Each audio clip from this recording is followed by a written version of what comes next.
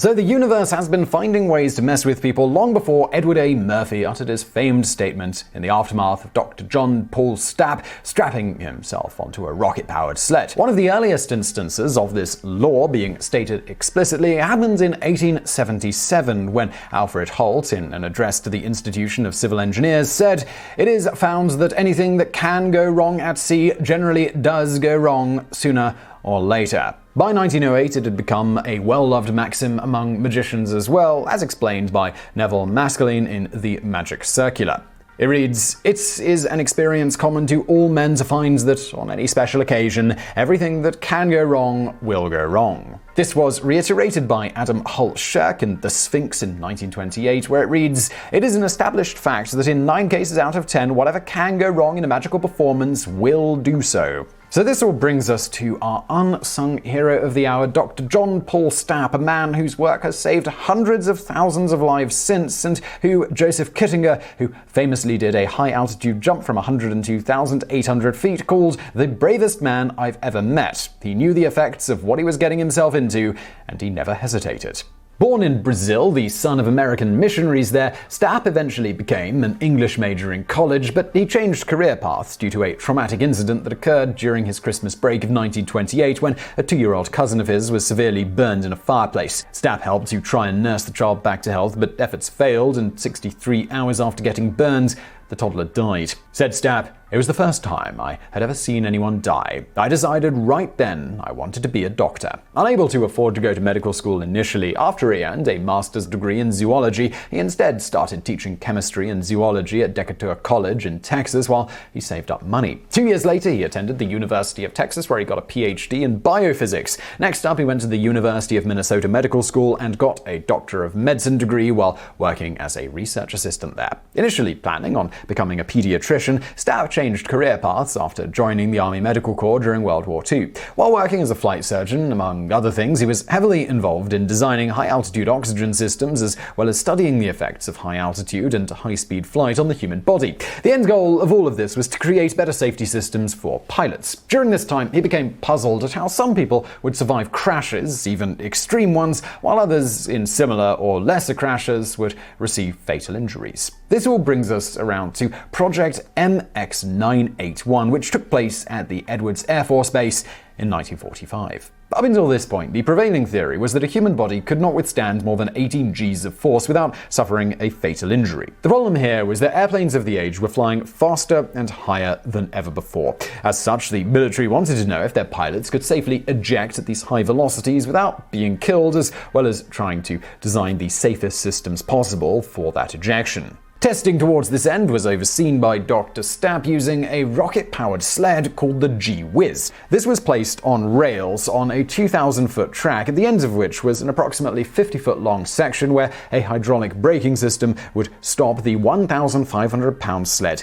in its tracks. The passenger aboard the car was initially to be a 185-pound dummy named Oscar 8-Ball and then later chimpanzees. Stapp, however, had other ideas. He wanted to see what an actual human could handle, stating of Oscar 8-Ball at the project's onset, "You can throw this away, I'm going to be the test subject." David Hill, who was in charge of collecting the test data throughout the experiments and making sure all the telemetry gear stayed working, said, "We had a lot of experts come out and look at our situation, and there was a person from MIT who said if anyone gets 18 Gs, they will break every bone in their body." That was kind of scary. Dr. Stapp, however, used his extensive knowledge of human physiology, as well as analyzing various crashes where people must have survived more than 18 Gs of force, and determined the 18 G limit was absurdly low if a proper restraint system was designed and used. That said, Dr. Stapp, he wasn't stupid, but rather was an excellent and meticulous researcher who would soon earn the nickname the Careful Daredevil. Thus, step one was to first design a proper restraint system and work out the kinks in the testing apparatus. Towards this end, they conducted nearly 3 dozen trial runs using the dummy, which turned out to be for the best. For example, in test run number 1, both the main and secondary braking systems didn't work, owing to the triggering teeth breaking off, and instead of stopping, G-Whiz and Oscar 8-Ball shot off the tracks and off into the desert. Funny enough, after the teeth were beefed up, the braking cams engaged, but they themselves immediately broke. In yet another catastrophic failure, the forces were so extreme that Oscar actually broke free from his restraints. The result was his rubber face literally being ripped off thanks to the windscreen in front of his head. As for the rest of his body, it went flying through the air well over 700 feet, about 200 meters from where the Gee-Whiz stopped. So this brings us about 2 years into the project on December 10th, 1947, when Dr. Stapp decided it was his turn to be the dummy. Initially strapping himself in facing backwards, a much safer way to experience extreme G-forces, the first run with a human aboard was a rather quaint 10 Gs during the braking period. After this, they continued to improve the restraint system as Dr. Stapp slowly ramped up the Gs all the way to 35 within 6 months of that first run. He stated of this, "The men at the mahogany desks thought that the human body would never take 18 Gs. Here we were, taking twice that with no sweat." And by no sweat, of course he meant that through the tests he'd suffered a hemorrhaged retina, fractured rib, lost several fillings from his teeth, got a series of concussions, cracked his collarbone, developed an abdominal hernia, developed countless body blisters caused by sand hitting his skin at extreme velocities, severe bruising, shattered his wrists, and fractured his coccyx. So, as you can see, definitely no sweat. While recovering, if further tests were needed in the interim, he did begin allowing other volunteers to do the job, but as soon as he was healthy again, Dr. Stapp was back in the seat instead. One of his co-workers on the project, George Nichols, stated that Stapp couldn't bear the idea of someone being seriously injured or killed in experiments that he was conducting, so whenever possible, he made himself the guinea pig. Of course, in order for the research to be as useful as possible and for other scientists to believe what Dr. Stapp was managing to endure, extremely accurate sensors were needed, which is where one Captain Edward A. Murphy comes in. For a little background on Murphy, beyond very briefly helping out on this project, the highlight of his career included working on the SR-71, the XB-70 Valkyrie, X-15 rocket plane, and helping to design the life support system for the Apollo missions. So, yes, quite the CV. Going back to Dr. Stapp's project, at the time Murphy was working on a separate project at Wright Field involving centrifuge, including designing some new sensor systems in the process. When Dr. Stapp heard about this, he asked Murphy if he wouldn't mind adapting the sensors for use in Project MX-981, to which Murphy happily complied. More specifically, Murphy's sensor system would allow them to directly measure the G-forces on the passenger rather than relying on measuring the G-forces on the sled body itself. So before we go any further, we should point out that the exact details of what occurred over the 2 days Murphy was directly involved in the project have been lost to history, despite many first-hand accounts from several people. You might think it would make it easy to sort out given this, but human memory being what it is, the accounts from those who were there, they do vary considerably. Illustrating this point in the most poignant way possible, we have a quote from Chuck Yeager, who was good friends with Dr. Stapp. In the quote, Yeager was responding to the widely reported idea that Yeager had sought out Dr. Stapp to clear him for his famous flight where he broke the sound barrier. As to why he chose Dr. Stapp, Yeager supposedly felt that no other doctor but Stapp would clear him on account of Yeager's supposedly broken ribs. Yeager's response to this almost universally reported story is as follows: "That's a bunch of crap. That's the way rumors get started by these people who weren't even there." He goes on, "That's the same kind of crap you get out of guys who were not involved and came in many years later. It's just like Tom Brokaw's book, if you'll pardon the analogy here, about the best of the breed or something like that. Well, every guy who wrote his story about World War II did it 50 years after it happened. I'm a victim of the same damn thing. I tell it the way I remember it, and that's not the way it happened. I go back and I read a report that I did 55 years ago and I say, I'd better tell that story a little bit different. Well, that's human nature. You tell it the way you believe it, and that's not necessarily the way that it happened. There's nothing more true than that." During this impressive and extremely accurate rant about how difficult it is to get an accurate report of some historic events, even from those who were there, he notes of those writing about these things after, "Guys become, if you'll pardon my expression, sexual intellectuals." You know what the phrase is for that? Sexual intellectuals. They're know-it-alls. That's what. And look, we're not going to lie here, we mostly just included that little anecdote because we're pretty sure sexual intellectuals, know-it-alls, is the greatest description of the staff and subscribers of Today I Found Out that we've ever come across, and we kind of wish we'd named the channel that, although we're pretty sure we're going to make a t-shirt of it at least at some point.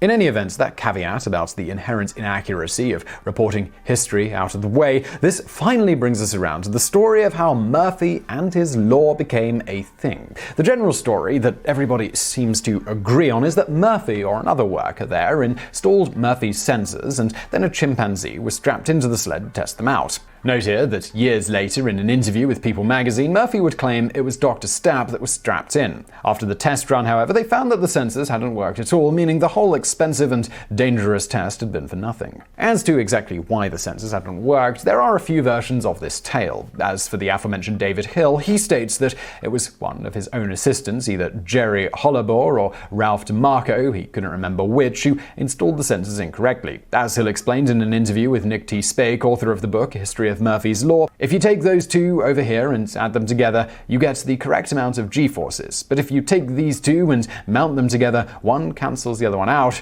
and you get 0. George Nichols, however, claimed that Hill and DeMarco had both double-checked the wiring beforehand, but had missed that it had been wired up backwards. That said, Nichols stated it wasn't DeMarco nor Hill's fault, as the wiring had been done back at right field by Murphy's team. Said Nichols, when Murphy came out in the morning and we told him what happened, he was unhappy, stating, if that guy, his assistant, had any way of making a mistake, he will. Nichols, however, blames Murphy, as Murphy should have examined the sensor system beforehand to ensure that it had been wired correctly, as well as tested the sensors before they were ever installed on the sled, and on top of it all, should have given them time to test everything themselves before a live run on the sled. However, as Murphy was only going to be there for 2 days, he'd supposedly rushed them. Nichols stated this inspired the team to not repeat Murphy's mistakes. Said Nichols, if it can happen, it will happen. So you've got to go through and ask yourself, if this part fails, does this system still work? Does it still do the function it is supposed to do? What are the single points of failure? Murphy's Law established the drive to put redundancy in, and that's the heart of reliability engineering. He also claimed this ultimately morphed into the mantra among the group of, if anything can go wrong, it will. As for Murphy himself, years later in an interview with People magazine, he would state that what he originally said was, if there's more than one way to do a job, and one of those ways will result in disaster, then somebody will do it that way. He then claimed when Dr. Stapp heard this directly after the failed sled run, he shortened it and called it Murphy's Law, saying, from now on, we're going to have things done according to Murphy's Law. In yet another interview, Murphy painted an entirely different picture than accounts from Hill and Nichols, stating he'd sent the sensors ahead of time and he only had gone there to investigate when they'd malfunctioned. He stated when he looked into it, they had put the strain gauges on the transducers 90 degrees off. Importantly here, contrary to what the other witnesses said of how Murphy had blamed his assistants, in the interview, Murphy said that it was his own fault. I had made very accurate drawings of the thing for them and discussed it with the people who were going to make them, but I hadn't covered everything. I didn't tell them that they had positively to orient them in only one direction. So I guess about that time, I said, well, I really have made a terrible mistake here. I didn't cover every possibility. And about that time, Major Stapp says, well, that's a good candidate for Murphy's Law. I thought he was going to court-martial me. But that's all he said. Murphy then went on to explain to the interviewer that he actually didn't remember the exact words he said at the time, noting, I don't remember. It happened 35 years ago, you know. This might have you wondering how exactly this statement that nobody seemed to be able to remember clearly came to be so prevalent in public consciousness. Well, it turns out, beyond being incredibly brave, brilliant, and hell-bent on saving lives, even if it cost him his own, Dr. Stapp was also hilarious from all accounts of people describing him. He even wrote a book with jokes and various witty sayings called For Your Moments of Inertia. For example, I'm as lonely as a cricket with arthritis, or better a masochist than never been kissed. Or how about this gem from an interview where he was asked about any lasting effects on him as a result of the experiments. Dr. Stapp Riley responded, the only residual negative effect was all the lunches and dinners I have to go to now. Beyond this, he was also a collector of laws, even coming up with one of his own. Stapp's Law, the universal aptitude for ineptitude, makes any human accomplishment an incredible miracle. When collecting these laws, he would name them after the person he had heard them from, though often rewording them to be more succinct, which, for whatever it's worth, seems to align most closely to Murphy's own account of how his law came about. And as for this then becoming something the wider public found out about, during one of his interviews about the project, Dr. Stapp was asked, how is it that no one has been severely injured or worse during your tests? It was here that Stapp stated he wasn't too worried about it because the entire team adhered to Murphy's Law. He then explained that they always kept in mind that whatever could go wrong would, and thus extreme effort was made to think up everything that could go wrong and fix it before the test was actually conducted. Going back to Project MX981, having now reached 35 Gs after 26 runs by himself and several others by 11 volunteers, Dr. Stapp needed a faster sled. After all, at this point, humans were flying at supersonic speeds, and whether or not they could survive ejecting at those speeds did need to be known. Enter the sonic winds at Holloman Air Force Base in New Mexico. This sled could use up to 12 rockets capable of producing a combined thrust of 50,000 pounds, resulting in speeds as high as 750 miles per hour. The braking could then be varied by raising or lowering the water level slightly. This now brings us to December 10th, 1954, when Dr. Stapp would pull off his most daring and his final experiment. Previous to this run, Dr. Stapp stated, "I practiced dressing and undressing with the lights out, so if I was blinded, I wouldn't be helpless." He assumed that he would probably be blind afterwards if he survived at all. He would also state, when he was sitting there waiting for the rockets to be fired, "I said to myself, Paul, it's been a good life." In order to stop his arms and legs from flapping involuntarily in the wind during the test, they were securely strapped down and a mouthguard was inserted to keep his teeth from breaking off. All set, he then blasted off on his 29th and final sled run using 9 solid-fuel rockets capable of producing 40,000 pounds of thrust. As an interesting aside here, beyond ground-based cameras, none other than Joe Kittinger piloted a T-33 overhead with a photographer in the back filming it. As for the sled, it accelerated from 0 up to 630 miles per hour, that's 1,017 kilometers per hour in a mere 5 seconds, resulting in about 20 Gs of force on the acceleration phase. Then, in the span of just 1.4 seconds, he came to a full stop, experiencing 46.2 Gs of force in the other direction, meaning his body weighed almost 7,000 pounds at the peak G-force. In the process, he also set the record for the highest land speed of any human. Said Kittinger of watching this, "He was going like a bullet. He went by me like I was standing still, and I was going 350 miles per hour. I thought that sled is going so damn fast, the first bounce is going to be Albuquerque. I mean, there was no way on God's earth that sled could stop at the end of the track. No way." He stopped in a fraction of a second. It was absolutely inconceivable that anybody could go that fast and then just stop and survive.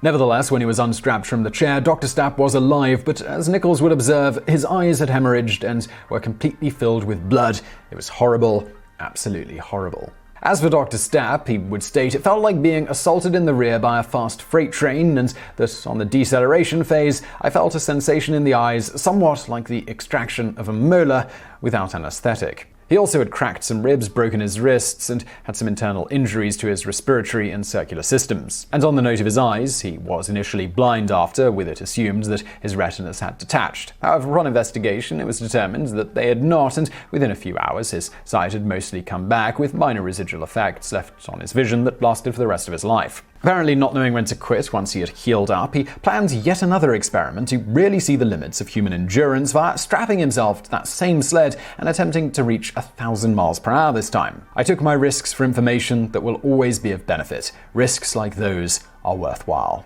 To lead up to this, he conducted further experiments going all the way up to 80 Gs with a test dummy, at which point the sonic wind ripped off the tracks and was damaged. It was probably for the best that it was here that his superiors stepped in. As you might imagine, given his end goal was seemingly to figure out the extreme upper limit of G-forces a human could survive with a perfected restraint system and to use himself as the guinea pig until he found that limit, Dr. Stapp had previously run into the problem of his superiors ordering him to stop and instead to use chimpanzees exclusively. But while he did occasionally use chimpanzees, he went ahead and ignored the direct order completely. After all, he needed to be able to feel it for himself or to be able to talk to the person experiencing the effects of the extreme G to get the best possible data. And of course, there was no better way to find out what a human could take than, well, using a human. Rather than getting in trouble, he ultimately got a promotion thanks to the extreme benefits of his work. However, after his 46.2 G run, they decided to shut the experiment down altogether as a way to get him to listen. After all, he had already achieved the intended goal of helping to develop better restraint and ejection systems and proved definitively that a human could survive ejecting at the fastest speeds aircraft of the day could travel. Now at this point you might be thinking, well, that's all rather impressive, but that's not Dr. Stapp helping to save hundreds of thousands of lives as we stated before, so, well, how did he do that? Well, during the experiments, Dr. Stapp became acutely aware that with a proper restraint system, most car accidents should be survivable, yet most cars of the age didn't have any restraint system whatsoever. They were also generally designed in ways to maximize injury in a crash with unforgiving surfaces, strong frames, and bodies that would not crumple on impact. Further, there were additional issues like doors that would pop open in a crash and would fling the occupants out. In fact, Dr. Stapp frequently pointed out to his superiors that they lost about as many pilots each year due to car accidents as they did in the air. So while developing great safety systems in the planes is all well and good, they'd save a lot of lives simply by installing a restraint system into all of the cars of their pilots and then requiring them to use it. The military didn't take this advice, but Dr. Stapp wasn't about to give up. After all, tens of thousands of people each year in the US alone were dying in car accidents, and he felt that they shouldn't. Thus, in nearly every interview he gave about his famous experiments, almost from the very beginning of the project, he would inevitably guide the conversation around to the benefits of what they were doing if adopted in automobiles. Not stopping there, he went on a lifelong public campaign talking to everyone from car manufacturers to politicians, trying to get it to be a requirement that car manufacturers include seatbelts in their vehicles, as well as sharing his team's data and restraint design systems. Beyond that, he used his clout within the Air Force to convince them to allow him to conduct a series of experiments into auto safety, test crashing cars in a variety of ways using crash test dummies, and in certain careful planned tests, volunteer humans to observe the effects. This was the first time that anyone had tried a scientifically rigorous broad look into commercial automobile safety. He also tested various restraint systems, in some tests subjecting the humans to as high as a measured 28 Gs. Results in hand, in May of 1955, he held a conference to bring together automobile engineers, scientists, safety council members, and others to come and observe the tests and learn the results of his team's research. He then repeated this for a few years until Stapp was reassigned by the Air Force, at which point he requested Professor James Ryan of the University of Minnesota host the 4th annual such event, which Ryan then named the Stapp Car Crash and Field Demonstration Conference, which is still held today. Besides this and other ways he championed improvement in automobile safety, he also served as a medical advisor for the National Highway Traffic Safety Administration and the National Advisory Committee on Aeronautics, in both of these heavily pushing for better safety systems. It is no coincidence that not long after Dr. Stapp started these campaigns, car manufacturers started installing seatbelts as a matter of course, as well as starting to put much more serious thought into making cars safer in crashes. In the end, while Dr. Stapp got little public credit for helping to convince car manufacturers to prioritize automobile safety and provided much of the initial data to help them design such systems, he was at least invited to be present when President Johnson signed the bill that made seatbelts required in cars in 1966. And now for some bonus facts. Besides ignoring direct orders to stop using himself as a guinea pig, other ways Dr. Stapp apparently used to frequently flout the rules was to, on his own time, freely treat dependents of people who worked at Edwards who were nonetheless not eligible for medical care. He would typically do this via doing house calls to airmen's homes to keep the whole thing secret, including apparently attending Chuck Yeager's sons in this way, according to Yeager. And now for another bonus fact. It turns out Murphy was also good friends with none other than Lawrence Peter, remembered today for the Peter Principle. People inevitably get promoted until they reach their level of incompetence. According to Murphy's son, Robert, at one point Peter and Murphy tried to get together with Cyril Northcote Parkinson of Parkinson's Law, which his work expands to meet the time and money that is available. However, Robert claims that fateful meeting ended up getting cancelled when other matters came up to prevent the get-together. And now for another bonus fact. Another thing that Dr. Stapp pushed for, particularly in aviation, was to turn passenger seats around face backwards, as this is drastically safer in crashes. This would be something very easy to do on a commercial airline, requiring no other modification than simply turning the seat around on its track. As Stapp and subsequent research by NASA shows, humans can take the most G-forces and receive fewer injuries overall with eyes-back force, where the G-forces are pushing you back into your seat, with the seat cushions themselves also lending a hand in overall safety. This also ensures tall people won't smack their heads and bodies against anything in front of them in a crash. Despite the massive safety benefits here for people of all ages, outside of car seats for babies and toddlers, nobody anywhere seems interested in leveraging the extreme benefits of rear-facing passengers to increase general safety. And now for another bonus fact. If you're wondering about the safest place on a plane to sit, funny enough, that's the rear. In fact, you're approximately 40% more likely to survive a crash if you sit in the back of the plane rather in the front. The other advantage to the rear is that most passengers choose not to sit in the back. So unless the plane is full, you might get a row of seats to yourself.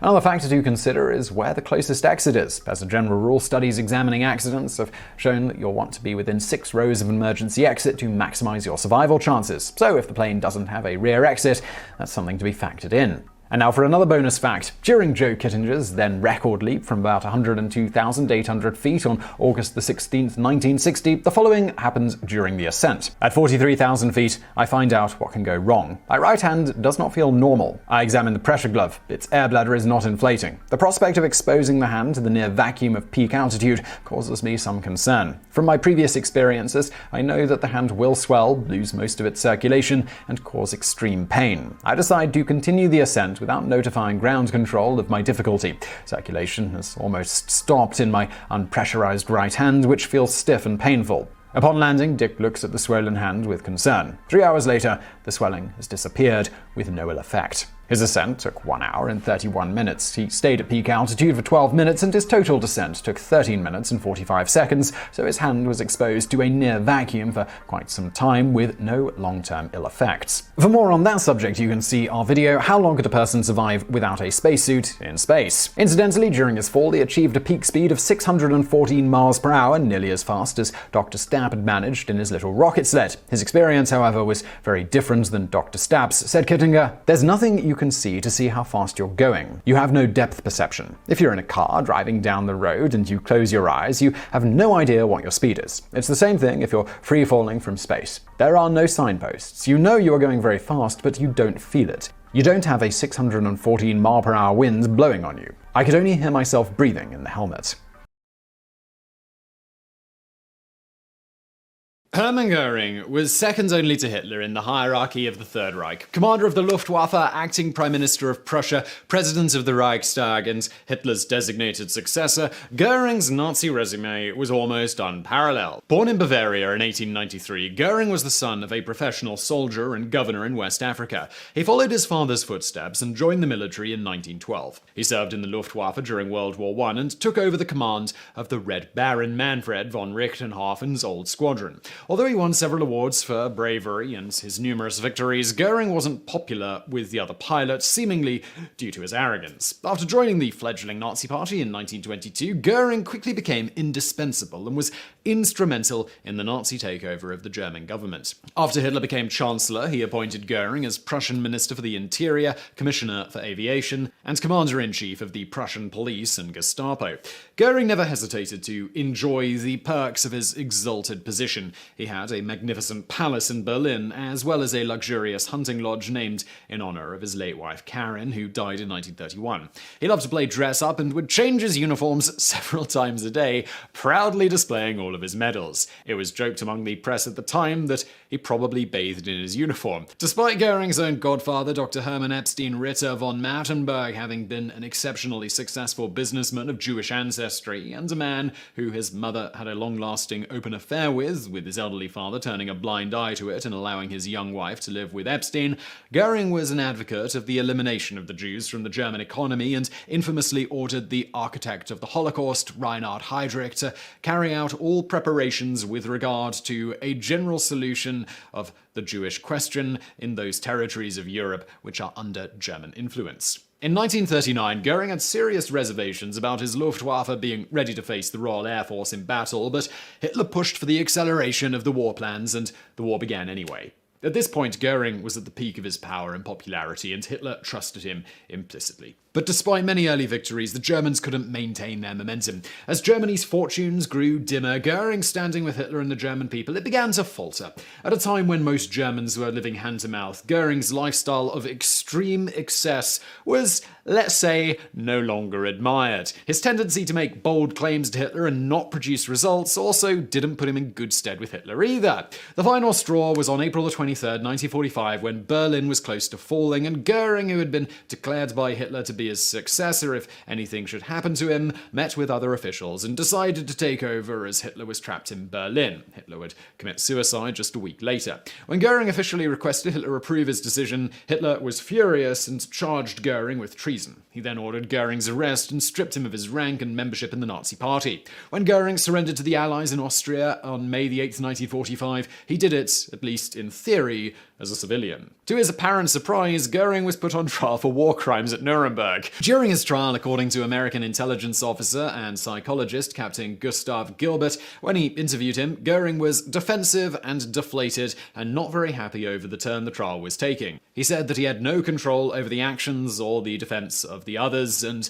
that he had never been anti-Semitic himself, had not believed these atrocities, and that several Jews had offered to testify on his behalf. Despite being deflated, Goering defended himself with great vigor and skill, putting his vaunted 138 IQ to work. It was tested while he was in custody during the trial. Occasionally, he managed to outwit the prosecution. After watching the films that documented the atrocities committed in the concentration camps, Goering claimed he was shocked at what was depicted and felt that the films had to have been faked somehow. Unsurprisingly, given he was second only to Hitler and the Nazi Party, nobody believed for a second that Goering hadn't known what was happening in the camps. In the end, Goering was found guilty on all 4 counts: conspiracy to wage war, crimes against peace, war crimes, and crimes against humanity. The judgment read, "There is nothing to be said in mitigation, for Goering was often, indeed almost always, the moving force, second only to his leader. He was the leading war aggressor, both as political and as military leader. He was the director of the slave labor program and the creator of the oppressive program against the Jews and other races at home and abroad. All these crimes he has frankly admitted. On some specific cases, there may be conflict of testimony, but in terms of the broad outline, his own admissions are more than sufficiently wide to be conclusive of his guilt. His guilt is unique in its enormity. The record discloses no excuses for this man." Hermann Goering was sentenced to die by hanging, but requested that he be given a soldier's death by firing squad. The court, though, they insisted that he be executed like any common criminal. Neither side got exactly what they wanted, but Goering still ended up just as dead when he ingested a cyanide tablet on October the 15th, 1946, mere hours before his date with the hangman. Unlike Hermann, his little brother Albert was a bit of a legend. He despised the Nazi Party and did just about everything in his power to oppose them, frequently getting himself arrested, but getting off each time due to who his older brother was, and occasionally via direct intervention from Hermann. According to the book 34 by William Burke, Albert's first known open act to help the Jews was a small one. While in Vienna, he happened upon a group of Jewish women who had a vicious mob around them and were being forced to scrub the streets. When he saw this, he simply walked up to one of the women, asked for a scrub brush from her, and knelt down and began scrubbing the street as well. This didn't sit well with the officers who were overseeing the whole thing, but when they realized who Albert's brother was, they quickly ordered the scrubbing to stop and the mob to disperse. In a similar incident, this one which resulted in his own arrest, he came upon a small mob that was harassing an elderly Jewish woman, putting a sign around her neck that stated, "I am a Jewish sow." Albert pushed his way through the crowd around her and helped the woman to escape the little mob. In the process of doing so, he had to physically attack 2 members of the Gestapo, for which he was ultimately arrested. As before, once they realized who they'd arrested, he was set free. More significantly, Albert is thought to have helped numerous Jewish people by helping fund an underground movement that helped Jews escape to freedom. He also forged his brother's signature on several occasions to get Jews and others released from concentration camps and prisons. Other times, he'd simply convince Hermann to sign an order to let certain people go, playing on his brother's vanity and love for displaying his power. In his most daring act, he drove up to a concentration camp and simply demanded that he be given Jews for labor for the company Skoda Works, where Albert worked at the time. Normally, as he had no official papers for such a request, he would have been turned away, but because of who his brother was, his request was granted. After loading his truck with as many Jews as he could, he dropped them off in a remote area and let them go with instructions on their best route to freedom. After that, though, the gig was up and an order was sent from Berlin to have him shot. He managed to escape to a safe house, however, and the war ended very soon after. Despite his actions during the war, upon presenting himself to Allied soldiers, he was promptly arrested. Unlike his older brother, Albert was acquitted during the Nuremberg trials, though not before spending around a year and a half in prison, with no one believing him that he had actually spent the war actively working against the Nazis and helping as many people as he could escape their clutches. In fact, when he first told his story after being arrested, Major Paul Kabbalah noted in Albert's file, "The results of the interrogation of Albert Goering constitute as clever a piece of whitewash as we have ever seen." However, Albert finally did find someone willing to listen in Major Victor Parker. He had given Parker a list of 34 Jews he knew the names of that he had personally helped escape. Again, according to the book 34, by an extraordinary coincidence,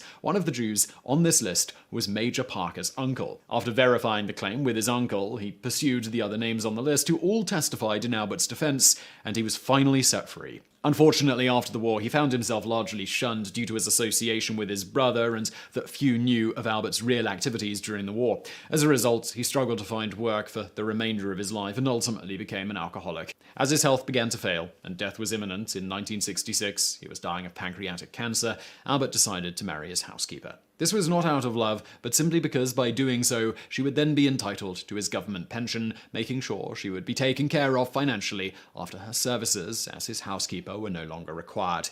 He died a week later, in December 1966.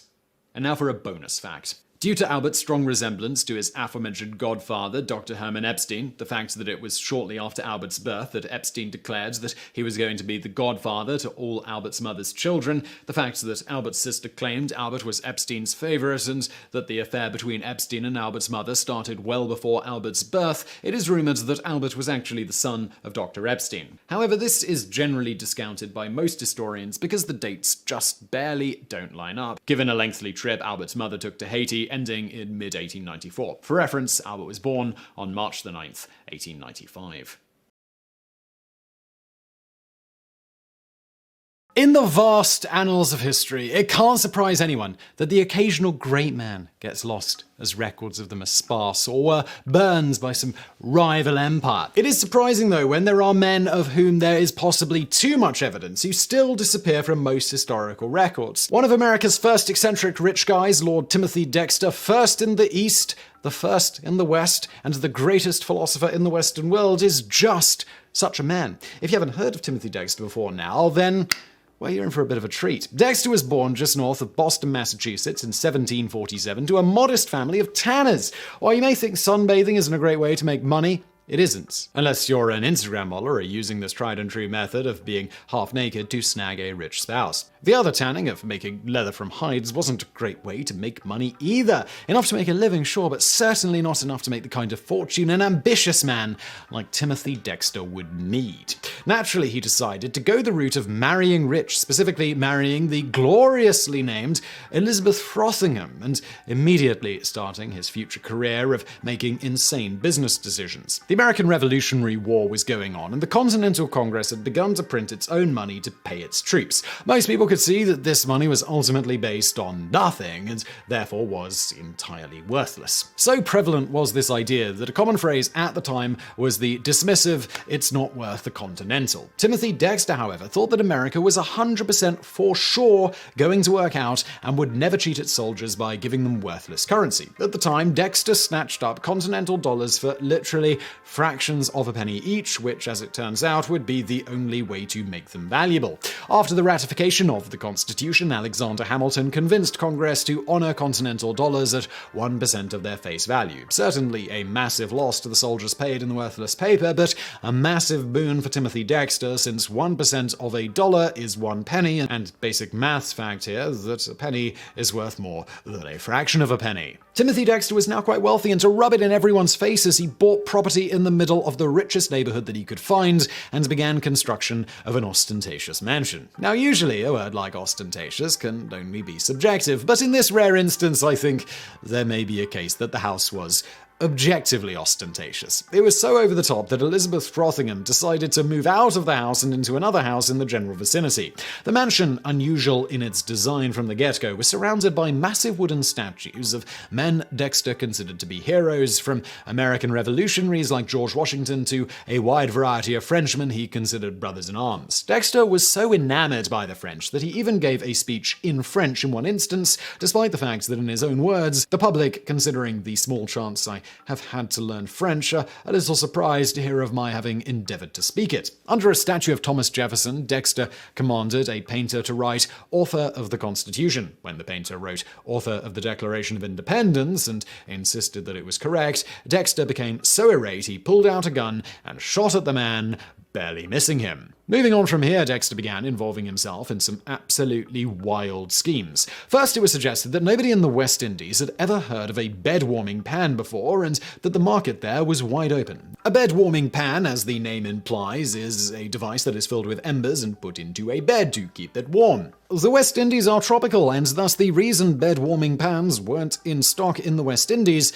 is because nobody needed to warm their beds. However, upon arriving with a literal boatload of useless useless goods, one of the locals realized that the pans would work perfectly well for ladling molasses. A few weeks later, Dexter's boat returned to him totally sold out of bed-warming pans. Realizing that the people of the West Indies must be cold, Dexter doubled down and sent a shipment of mittens and warm woolen clothes. This time, Dexter was even more miraculously lucky as his boat arrived just in the nick of time to catch an expedition heading to Siberia that could desperately use a whole shipment of warm clothes. Next, Dexter literally herded cats, rounding up hundreds of strays and shipping them to the Caribbean to act as pest control. Then he told his customers that every Christian family needed a Bible or else they would end up going to hell. Unsurprisingly, this message came with a boatload of Bibles that Dexter had bought on wholesale for cheap. From all this business success, Dexter began to see himself as something of a new class of gentry. By 1800, he began going by the title Lord Dexter, despite the fact that he had no claim to nobility and was supposedly a fierce American patriot. Perhaps the worst business idea Lord Dexter ever had was shipping coal to Newcastle. Newcastle, for those of you who don't know, was a coal mining city, and the last thing they would ever need is coal. Unless, of course, you just happen to be arriving in the middle of a massive miners' strike, meaning that the coal-starved city would pay a premium for it.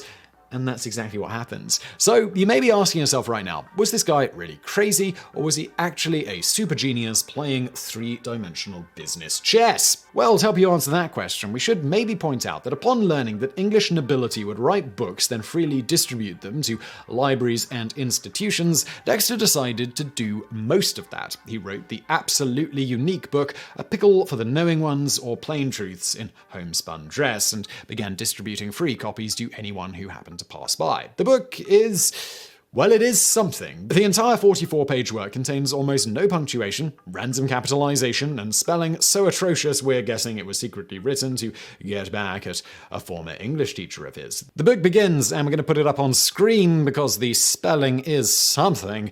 I'm the first lord in the United States of America, now of Newburyport. It is the voice of the people, and I can't help it. And so let it yo now, as I must be lords. There will follow many more lords, pretty sound, for it don't hurt.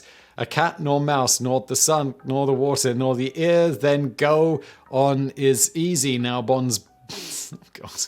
Broken, all is well, all in love now. I begin to lay the cornerstone and the keystone with grat remembrance of my father, George Washington, the great hero 17 centuries past, before we found so good a father to his children, and now gone to rest. What? We think that was the end of a sentence, but in the book you just have to kind of guess. In fact, after a review of the first edition of his book criticized the lack of punctuation, Dexter added a final page to the second printing consisting entirely of periods, commas, exclamation points, and question marks, along with the instructions. Founder Mr. Printer, the knowing ones complain of my book. The first edition had no stops. I put enough here, and they may pepper and salt it as they please. The book takes some pretty nasty turns, especially when he's talking about his wife, of whom he says, "Pity me that I have been in hell 35 years in this world with the ghost, a woman I married."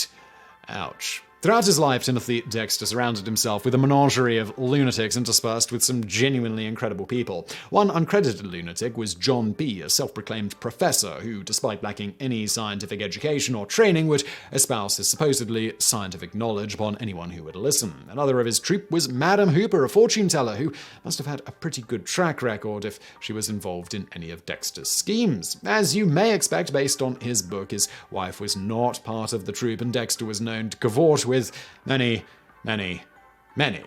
women.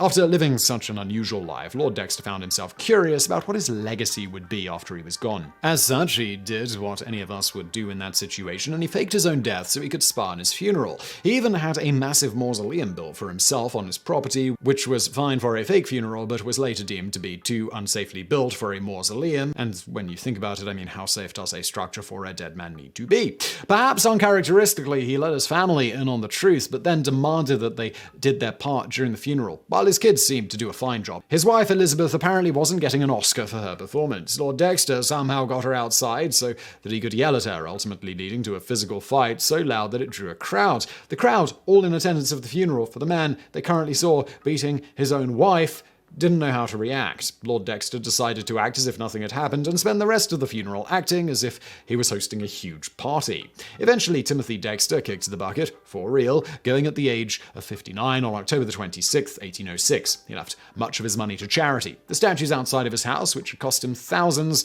sold for only a few dollars each or were burned after nobody wanted them. His strange house was turned into a tavern, which eventually was destroyed when painters decided to remove old paint using torches.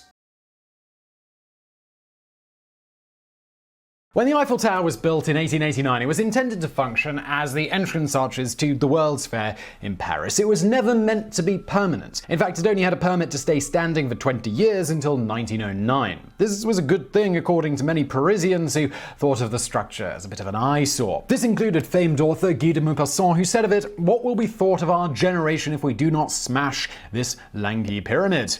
In fact, a group of artists and architects from France actually submitted a group letter to the Minister of Works and the Commissioner for the Exposition against it being built in the first place, writing, "We writers, painters, sculptors, architects, and passionate devotees of the hitherto untouched beauty of Paris protest with all our strength, with all our indignation, in the name of slighted French taste, against the erection of this useless and monstrous Eiffel Tower. To bring our arguments home, imagine for a moment a giddy, ridiculous tower dominating Paris like a gigantic black smokestack, crushing under its barbaric bulk Notre Dame, the Tour Saint-Jacques, the Louvre, the Tomb of les Invalides, the Arc de Triomphe. All of our humiliated monuments will disappear in this ghastly dream. And for 20 years we shall see stretching like a blot of ink the hateful shadow of the hateful column of bolted sheet metal." Nevertheless, it was built anyway, and due to the value provided for radio transmissions and tourism, the city of Paris kept it erect.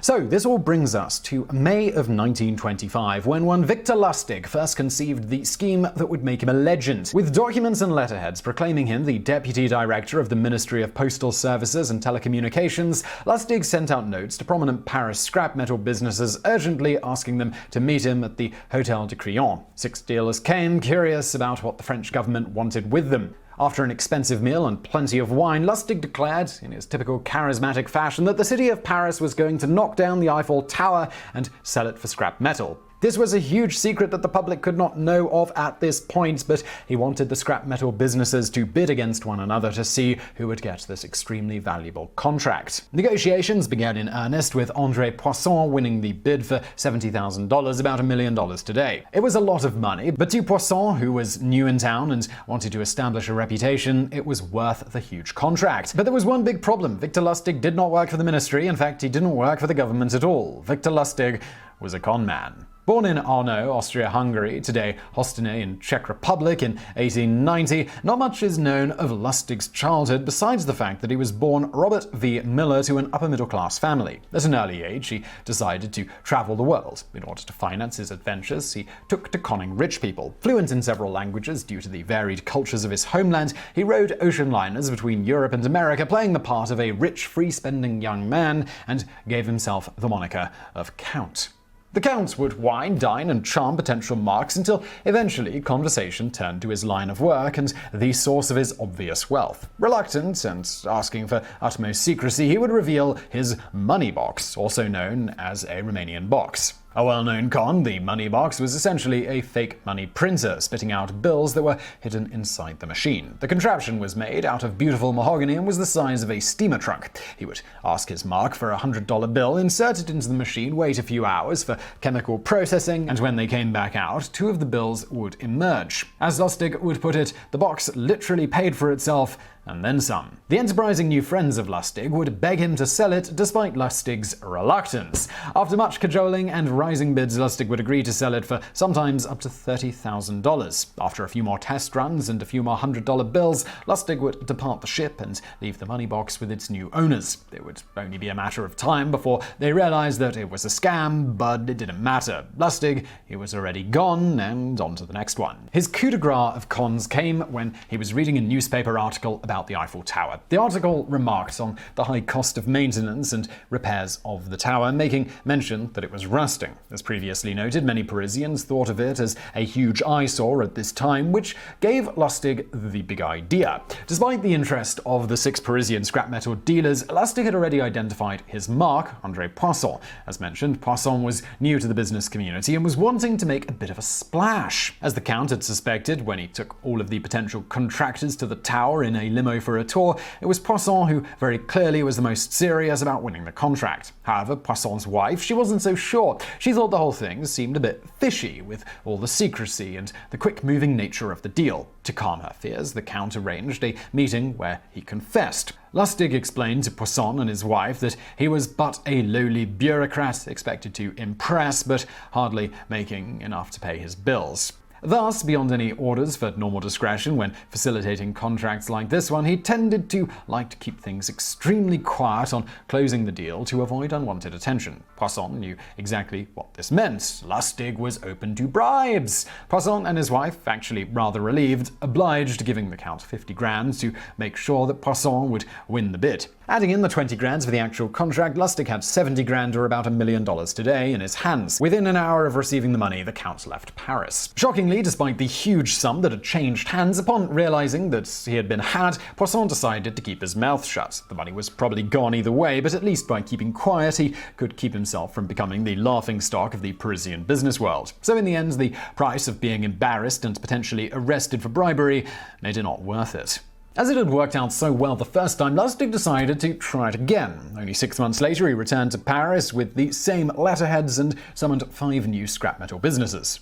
He wined and dined them just like before, but as a deal was being consummated with one of the iron dealers, another one became suspicious. He contacted the police. When Lustig caught wind of it, he abandoned the deal and fled in a hurry to the United States, presumably on one of the ocean liners where he'd got his start. If one thought the Count had learned his lesson, they would be sorely mistaken. He once again turned to the money box for his scams. Taking on dozens of aliases and enduring several arrests, including one that landed him in the same Indiana jail as former professional baseball player turned famed gangster in the off-season, John Dillinger. The Count swindled innocent folks in Indiana, Nebraska, Texas, and Chicago, including one Texas sheriff who followed him across the country, only to finally catch him and be tricked again when Lustig convinced him it was the sheriff who had failed to work the machine properly. Sometime prior to 1930, he even reportedly scammed the most famous gangster of our time, Al Capone. The story goes that he convinced Capone to give him 50 grand with a promise to double his money in 60 days with his newest venture. Knowing full well Capone's dangerous reputation, he let the money sit in a bank account for 59 days. He then came back to Capone to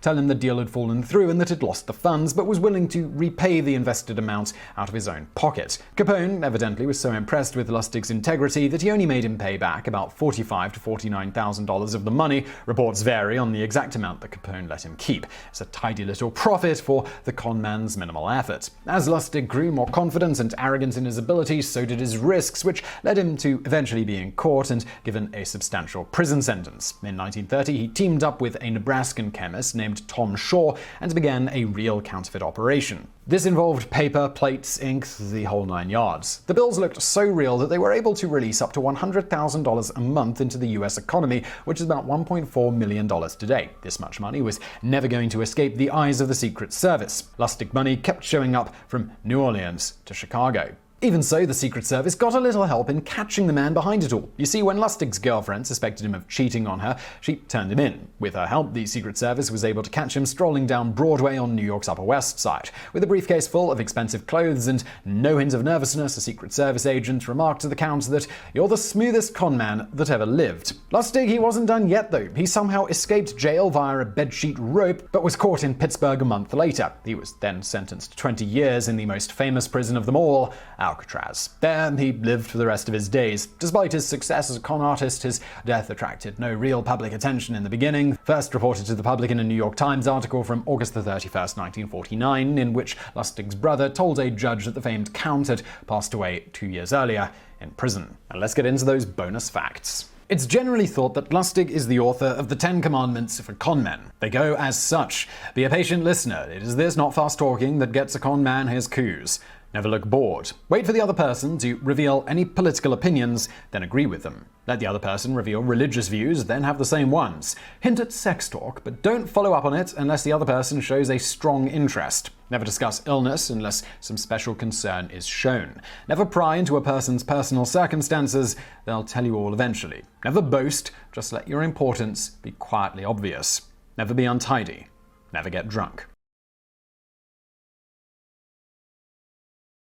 Imagine you dedicated your adult life to helping those less fortunate than yourself, that you spent your entire life trying to make the world a better place, and when you died, after sacrificing your own life for someone else's, all most people remembered you for was that you once ran really, really fast. Well, you'd probably be pretty annoyed, right? Well, that's exactly what happened to Eric Liddell. Although, as you're about to see, he probably wouldn't have minded. Liddell is mostly famous for being one of the subjects of the film Chariots of Fire, along with running buddy Harold Abrahams. If you're not familiar with the film, or you just want to see us clumsily stumble our way through describing the plot, well, the film basically follows Liddell and Abrahams through their university years up to their respective individual gold medal wins at the Paris 1924 Olympics. The film is noted to be fairly true to actual events, give or take a few creative liberties. For example, one of the film's most iconic scenes, and one of the reasons Liddell himself is so famous, is when he refused to compete in the 100-meter heat because it took place on a Sunday. As a devout Christian, Liddell steadfastly refused to run any race taking place on the Sabbath. In the film, this decision is made on Liddell's journey to Paris from Britain. However, in real life, Liddell was well aware of when the race took place several months in advance and planned appropriately, mainly training for the 400-meter race. Liddell was harassed for months about his decision and was even reportedly grilled by the British Olympic Committee, particularly because the 100-meter was his best event and his best time in the 400-meter, 49.6 seconds, had little chance of winning anything in the Olympics. Despite all of this, he did not back down on the issue. Long story short here, when the 400-meter final rolled around, Liddell defied the odds and won the event with a world record performance, 47.6 seconds. This performance is usually attributed to the fact that Liddell treated the race as a dead sprint, running all 400 meters as fast as he possibly could. To quote the man himself when he was asked about his plan for victory, "I run the first 200 meters as hard as I can. Then, for the second 200 meters, with God's help, I run harder." Now, we don't want to downplay how impressive this achievement was, but it's child play compared to what Liddell did next. We didn't mention it in the intro, but Liddell was originally born in China prior to being raised and educated in Scotland. In fact, due to this, he's often regarded as one of China's first Olympic champions, on top of all the other stuff that he did. A year after his Olympic victory in 1925, Liddell went back to China to serve as a missionary like his parents before him had done. For a few years, Liddell served as both a science and sports teacher at a college in the Chinese city of Tianjin. This is actually the same city where he was born. After 12 years, Liddell opted to become an ordained minister and then continued his work spreading the word of God in the Shaochang County as an evangelist and humanitarian. While serving there, Liddell rescued 2 wounded Chinese soldiers, despite the significant risk involved. Other stories tell of Liddell refusing to travel with an armed guard when visiting sick and needy people because relying on a gun instead of God wasn't his thing. So you might be wondering now, well, why was this all so risky? Well, that was because at the time the Japanese were attacking China, and Liddell ran the risk of being shot every time he walked out of the door. The situation was so dangerous that the British government advised him and other British citizens to leave the country. Liddell's family left, but he stayed to work at a mission set up to help the poor. However, his luck eventually ran out when Tianjin fell under Japanese control. Liddell was sent to an internment camp in March of 1943. Though his situation was certainly dire, his spirits certainly didn't wane, and while some people in the camp selfishly hoarded their supplies, Liddell spent his time teaching children and sharing what he had. When a few rich businessmen convinced the guards to smuggle them in extra rations, Liddell's natural charisma was such that he was able to convince them to share the food with everyone, and he was the first port of call when any dispute in the camp needed to be settled. He even reportedly finally took part in a sporting event on a Sunday. A fight broke out in a game, and to stop it, Liddell, who was well respected by all in the camp, stepped in, and then, after things settled down, volunteered to referee the rest of the match. Given this wasn't about his own glory, but rather about keeping the peace, it presumably didn't conflict with his ideology. If you're not impressed yet with Liddell's integrity, here's the part that really shows you the kind of man he was. While in the camp, Liddell was ravaged by malnourishment and ill health. It was later found that he had a brain tumor, but he knew nothing of this. Despite this, when Winston Churchill managed to secure Liddell's freedom in a prisoner exchange, Liddell declined and instead offered his place to a pregnant woman who was also in the camp, saving not only her life, but also the life of her unborn child. Besides his declining health, this must have been a particularly difficult decision, given that he had a wife and 3 daughters that he hadn't seen in well over a year. Indeed, one of them, Maureen, he never even got a chance to know. Much like most of his life's work, he didn't do this for any sort of fame or recognition. In fact, he didn't even mention this fact to his family in subsequent letters. In his last letter to his wife, as his health deteriorated, he simply mentioned that he thought he was perhaps overworked. On the 21st of February 1945, just a few months before the camp was liberated, Liddell died. Now, after hearing about how Liddell spent a decade in China helping others, some of that time voluntarily in a war zone, and how he gave away his one chance at freedom for the life of a virtual stranger when he was in ill health and desperate need of a doctor, perhaps the fact that he could move his legs slightly faster than other athletic humans for 400 meters isn't the thing we should all be remembering him for. It's true that athletic events have the power to inspire us, and that this can be very important, but in the end, it's typically superficial. This is a rare case of an athlete doing something even more meaningful and no less inspirational. As Liddell said when asked about walking away from athletics at the peak of his career to become a missionary and humanitarian, "It's natural for a champ to think over all that sometimes, but I'm glad I'm at the work I'm engaged in now. A fellow's life counts for far more at this than the other." We'll finish this video off with a quote about Liddell from Langdon Gilkey, a fellow survivor of the camp that the two were prisoners in. "Often in an evening, I would see him bent over a chessboard or a model boat, or directing some sort of square dance, absorbed, weary, and interested, pouring all of himself into this effort to capture the imagination of these penned-up youths. He was overflowing with good humor and love for life, and with enthusiasm and charm. It is rare indeed that a person has the good fortune to meet a saint, but he came as close to it as anyone I have ever known." In 1814, some 20,000 troops of the British East India Company launched an assault on the Kingdom of Gorkha in what is today Nepal, seeking to expand their influence into the Indian subcontinent's mountainous northern territories. To their surprise, the British encountered unexpectedly fierce resistance from local mountain warriors known as Gorkhalis, and the conflict quickly degenerated into a bloody 2-year slog. So impressed were the British with the Gorkhalis' fighting spirit that defectors were quickly integrated into their own ranks, and when the Anglo-Nepali War finally ended in March 1816 with the signing of the Treaty of Sigali, the British took an if you can't beat 'em, join 'em attitude and formed entire units of Gurkha soldiers commanded by British officers. These units quickly became an integral part of the British Army, taking part in every major conflict over the next 200 years. In this time, they've acquired a reputation that can only be described as legendary, with an astonishing 26 Gurkhas being awarded the Victoria Cross, the UK's highest military award for gallantry. With the motto of better to die than be a coward, the Gurkhas are known and feared the world over as some of the world's most fearsome and deadly warriors. How deadly? Well, look no further than the story of acting Sergeant Diprasan Pun, who, while serving in Afghanistan in 2010, single-handedly defended his outpost against a large group of Taliban fighters and redefined the word badass. Born in Bhima, western Nepal, but currently living in Ashford, Kent, Diprasan Pun comes from a long line of soldiers, with his father and grandfather also serving in Gurkha regiments. His grandfather, Tul Bahadur Pun, even received the Victoria Cross in 1944 while serving in the Burma theatre of World War II. In September 2010, the then 31-year-old Pun was acting sergeant in the 1st Battalion Royal Gurkha Rifles stationed in Helmand province in southern Afghanistan. On the night of the 17th, Pun and 3 other soldiers were left to guard their control post near the town of Babaji, while the rest of their unit moved out to secure the surrounding roads ahead of the next day's parliamentary elections. Throughout the night, the 4 men took turns manning the Sangar, or elevated guard tower, at the center of their compound. Sergeant Pun was standing guard in the tower when he suddenly heard what sounded like a cow or donkey braying in the darkness.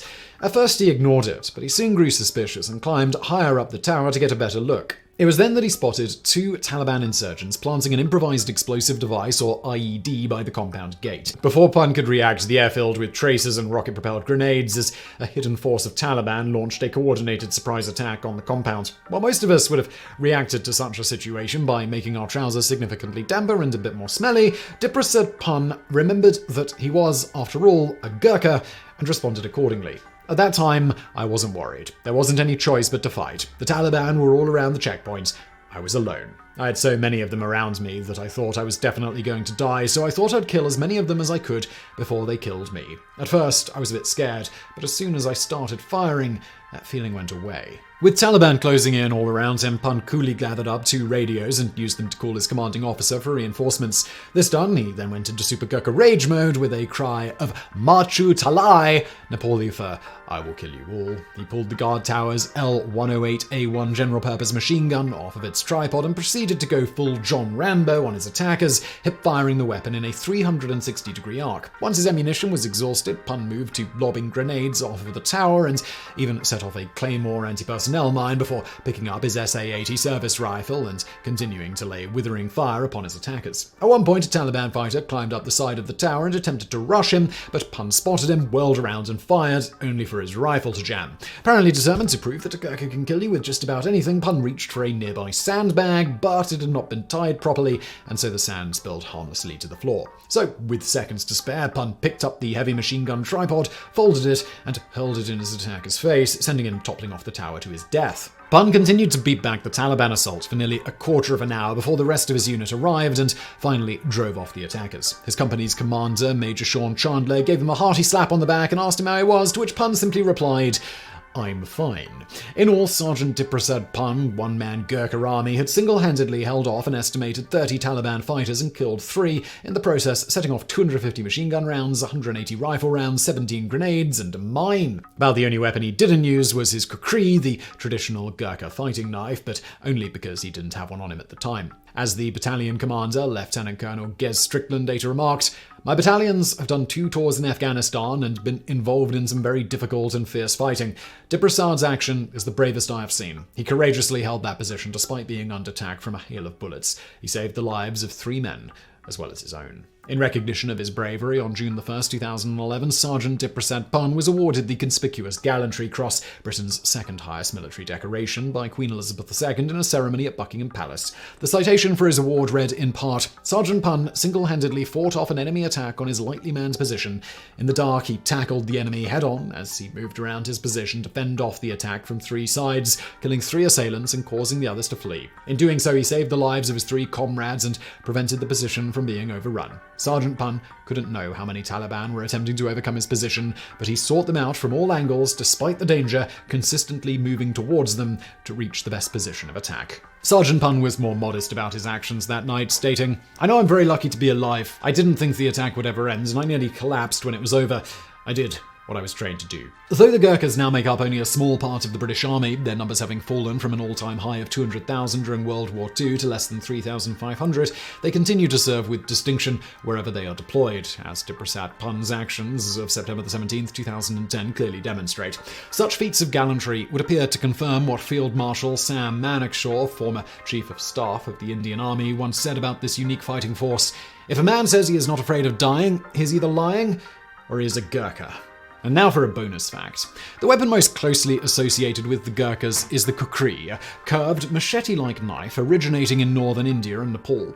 Over the years, numerous myths have grown up around this legendary weapon, the most common being that once drawn, the kukri cannot be sheathed until it has drawn blood. According to this myth, if a Gurkha is unable to draw another's blood, he will instead cut his thumb before sheathing the blade. However, this notion is undermined by the fact that the kukri is not exclusively used as a weapon. In fact, in India and Nepal, the kukri is widely used as an all-purpose utility knife for chopping wood and preparing food. If everyone were to cut themselves after every minor task, it would surely lead to a nationwide epidemic of anemia.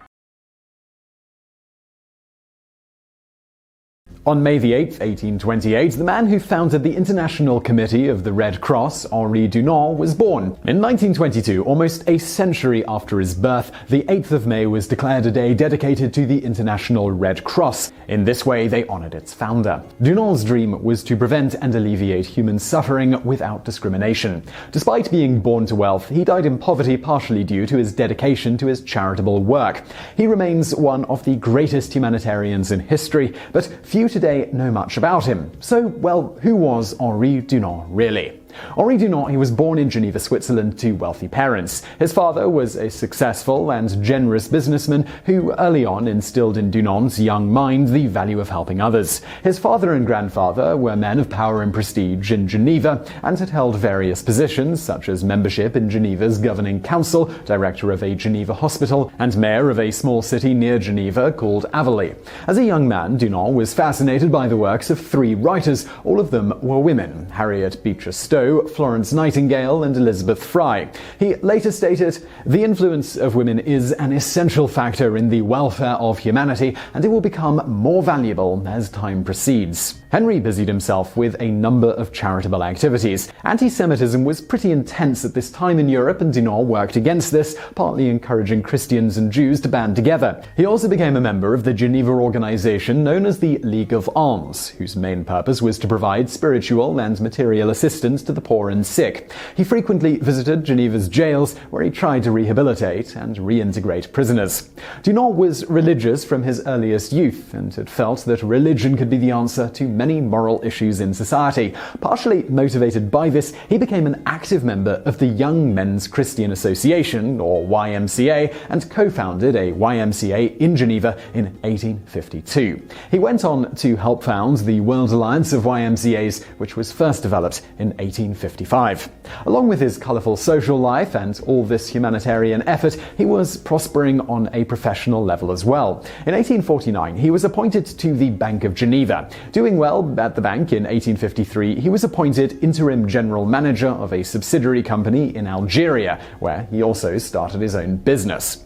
In 1859, he had to consult with Napoleon III considering his business, so he travelled to northern Italy, where Napoleon III was conducting a military campaign. This trip changed his life. On June 25, 1859, Henry Dunant witnessed firsthand the tragedy and horrors of war when he toured the area the day after the Battle of Solferino, a particularly bloody mutual slaughter with tens of thousands of soldiers left on the battlefield, dead or dying. This traumatic experience had such an impact that when he returned to Geneva, he wrote a book about what he had seen. It was called A Memory of Solferino, which he published at his own expense.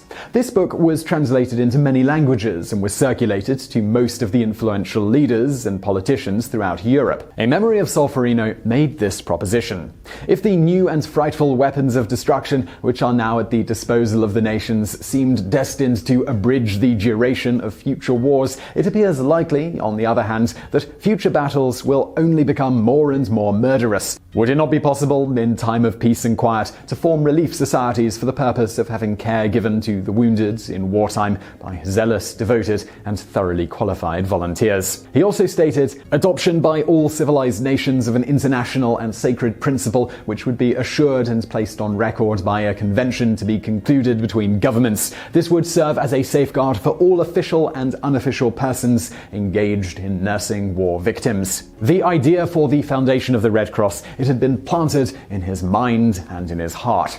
After witnessing the direct aftermath of the Battle of Solferino, Dunant dedicated his time and much of his money to the relief of mankind from the pain incurred in war. He traveled to every major city in Europe to spread the message of the destructive and inhuman nature of war and to promote the importance of peace. In 1862, he sent Gustave Moynier, president of the Geneva Society for Public Welfare, a copy of his book. Moynier was touched by the book's essence and decided to invite Dunant to a special meeting on February 9, 1863, of the Geneva Society for Public Welfare. Following this meeting, it was decided to establish an international committee for relief to the wounded of war. This organization became the International Committee of the Red Cross. Dunant served as a member of this committee and worked as its secretary for some years. Another key facet of his work was the suggestion that there was a need for a government treaty recognizing the neutrality of the agency and allowing it to provide aid in a war zone. This idea ultimately led to the First Geneva Convention Treaty. While Dunant's humanitarian work was producing amazing fruits, his business and financial affairs weren't doing as well, owing to a nearly complete neglect by Dunant. By 1867, he was forced to declare bankruptcy. Financially ruined and with debts exceeding 1 million Swiss francs, he resigned from his position as the secretary of the International Committee. On September 8, 1867, the commission decided to accept his resignation, not only as secretary, but as a member as well. In disgrace, Dunant went to Paris, where he ended up sleeping on benches in the parks and eating scraps of food wherever he could find them. But poverty, it did not stop his humanitarian work. During the Franco-Prussian War, he visited and comforted the wounded who had been moved to Paris, and he introduced the use of armbands to identify the dead. At the end of the war, Dunant travelled to London, where he sought to organise an international conference concerning the problem of prisoners of war, and even though the Tsar of Russia encouraged him, England was against such a project. An international conference on the total and final abolition of the slave trade was launched in London on February 1, 1875, and also instigated by Dunant. Now, humanitarian work usually doesn't pay well, or at all in many cases, and years of wandering and extreme poverty followed for Dunant. Through the years, he travelled on foot in Germany, Italy, and Alsace, living on donations and the hospitality of friends, as well as new acquaintances. Finally, in 1887, Dunant found himself in the Swiss village of Heiden, where he fell seriously ill. He found refuge in the local nursing home, and it was here that he was discovered in 1895 by a journalist who wrote an article about him. A few days later, the article and the fact that Dunant was still alive, which was news to many, was republished throughout Europe. Messages of sympathy and acclaim reached Dunant from all over the world. Dunant was again celebrated and honoured. In 1901, he was the co-winner of the first Nobel Peace Prize for being, as they state on the Nobel Prize website, the originator of the Geneva Convention, founder of the International Committee of the Red Cross. Now, with half a share of the Nobel Peace Prize money in hand, you might wonder if Dunant perhaps started a new business to take himself out of poverty and debt, or at the least move out of the small nursing home room he'd occupied for several years. But as you might guess, he did not do this. He continued to live in that nursing home for the rest of his life.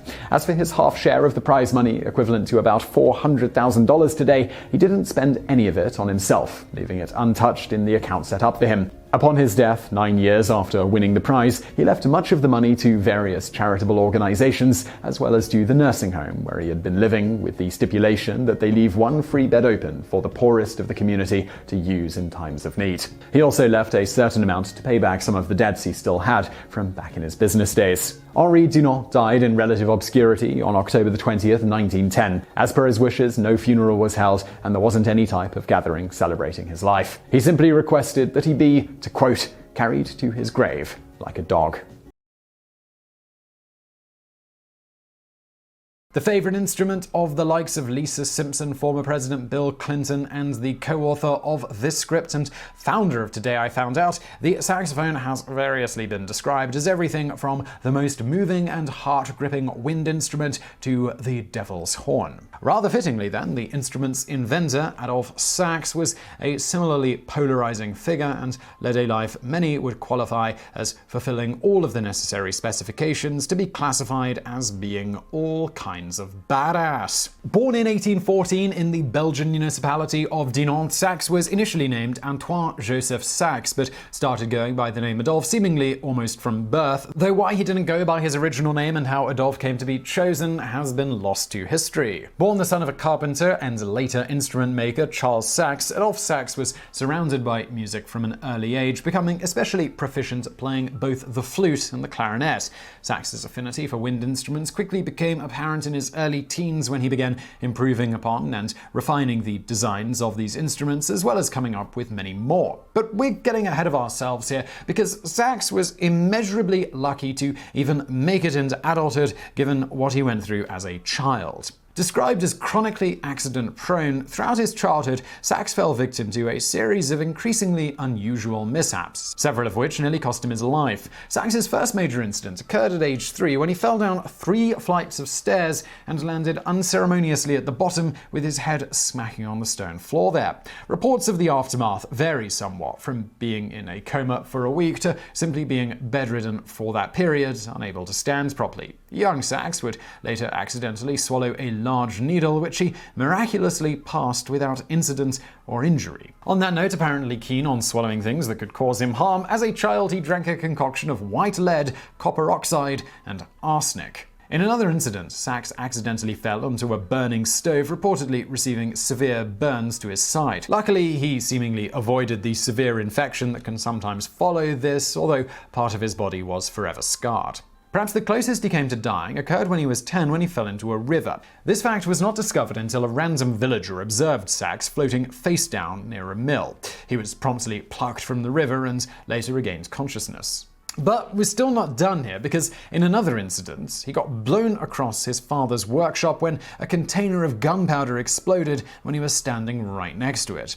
Yet again, courting death, the young Sax was injured while working in the streets when a large slate tile flew off a nearby roof and hit him right on the head, rendering him temporarily comatose. All of these injuries led Sax's understandably worried mother Maria to openly say that her young son was condemned to misfortune, before adding, "He won't live." Sax's numerous brushes with death also led to his neighbors jokingly referring to him as the ghost child from Dunant. Besides apparently giving his all to practicing for a future audition in a Final Destination film, on the side, as noted, Sax made musical instruments. In fact, he became so adept at this that when the young man grew into adulthood and began submitting his instruments to the Belgium National Exhibition, for a few years running, he was recommended by the judges for the gold medal for the competition. It was only the central jury who made the final decision and denied it to him because of his age. They explained to him that if he won the gold, he would then have achieved the pinnacle of success at the competition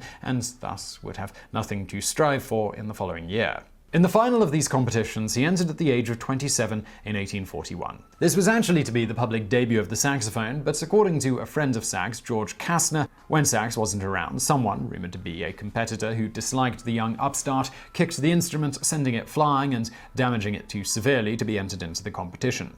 Nonetheless, Sax was recommended for the premier gold medal at the exhibition thanks to his other submitted instruments, but the central jury once again denied this to him. This was the final straw, with Sax retorting, "If I am too young for the gold medal, I am too old for the silver." Now a grown man and having seemingly outgrown what it was possible to achieve in Dunant, Sax decided a move was in order, choosing Paris as his destination in order to set up shop. As to why, to begin with, in 1839 he had travelled to Paris to demonstrate his designs for a bass clarinet to one Isaac de Coster, who was a clarinet player at the Paris Academy of Music. De Coster himself also had created his own improved version of the bass clarinet, but after hearing and playing Sax's version, he was quickly impressed with it and by Sax himself. He then subsequently introduced Sax around town to various prominent musicians, giving Sax many notable connections in Paris to start from. Further, not long after he was snubbed at the exhibition, Sax had learned that certain members of the French government were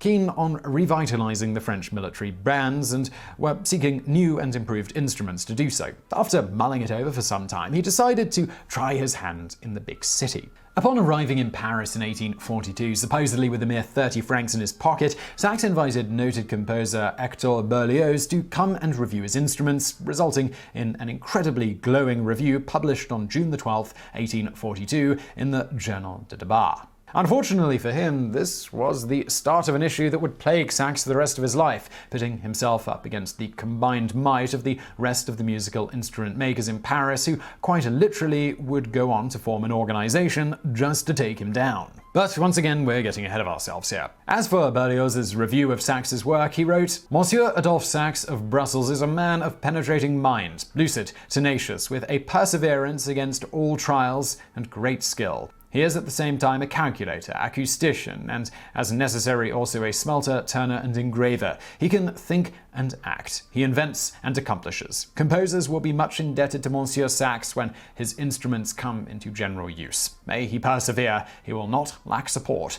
from friends of art." Partially as a result of this piece, Sax was invited to perform a concert at the Paris Conservatoire to much fanfare and success. This, in turn, along with his former connections from his 1839 visit, ended up seeing Sax making many friends quickly among certain prominent musicians and composers who were impressed with his work. All this, in turn, saw Sax have little trouble acquiring the needed funds to set up the Adolphe Sax Musical Instrument Factory. Needless to say, this young Belgian upstart, who was seemingly a prodigy when it came to inventing and improving on existing instruments, threatened to leave the other musical instrument makers in Paris in the dust.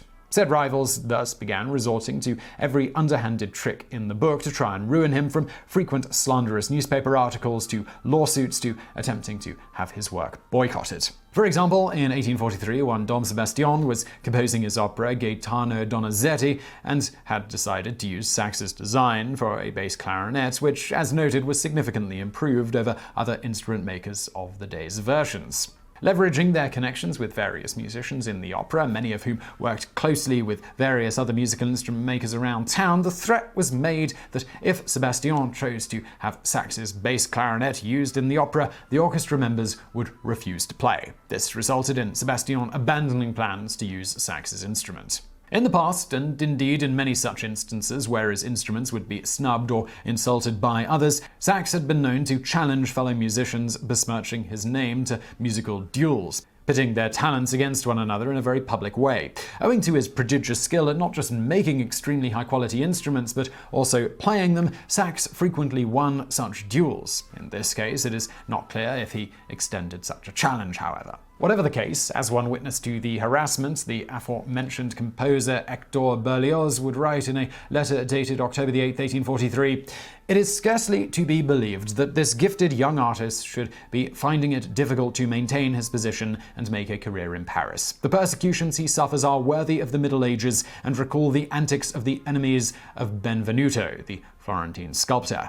They lure away his workmen, steal his designs, accuse him of insanity, and bring legal proceedings against him. Such is the hatred inventors inspire in rivals who are incapable of inventing anything themselves." His audacious plans didn't help matters. As noted, when he got to Paris, one of the things he hoped to accomplish was land a rather lucrative contract with the French military to see his instruments alone used by them. A centerpiece of this, he hoped, was his new and extremely innovative saxophone. While it seems commonplace today in a lot of ways, the saxophone was a revolution at the time, effectively combining major elements of the woodwind families with the brass. As Berlioz would note of this saxophone in his review of it, "It cries, sighs, and dreams. It possesses a crescendo and can gradually diminish its sound until it is only an echo of an echo of an echo. Until its sound becomes crepuscular. The timbre of the saxophone has something vexing and sad about it in the high register.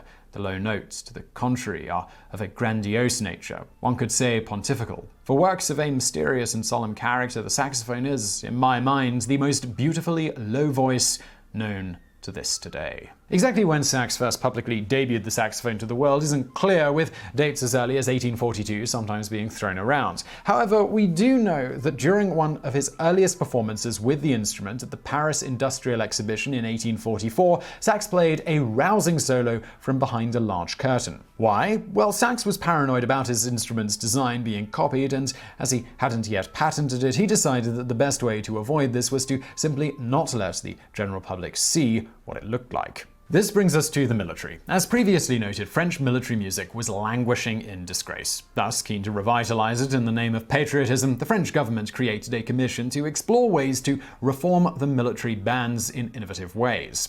2 months after announcing this to the world and inviting manufacturers to submit their instruments for potential use by the military, a concert of sorts was put on in front of a crowd of 20,000 in Paris on April 22nd, 1845. 2 bands would perform in the concert, with one using more traditional instruments and the other armed with various types of saxophones and other modifications on existing instruments by Sax. Both bands played the same works by composer Adolphe Adam. The band using Sax's instruments won by a landslide. 2 months later, on August 9, 1845, they awarded Sax the lucrative military contract he'd set out to get when he first moved to Paris. This was the last straw. When Sax, a Belgian no less, secured the contract to supply the French military, his rivals decided to literally form an organization who might as well have called themselves the Anti-Sax Club. But in the end, they went with, and apologies for my French here, l'Association Générale des Ouvriers en Instruments de Musique, which means in English something I can pronounce, the United Association of Instrument Makers.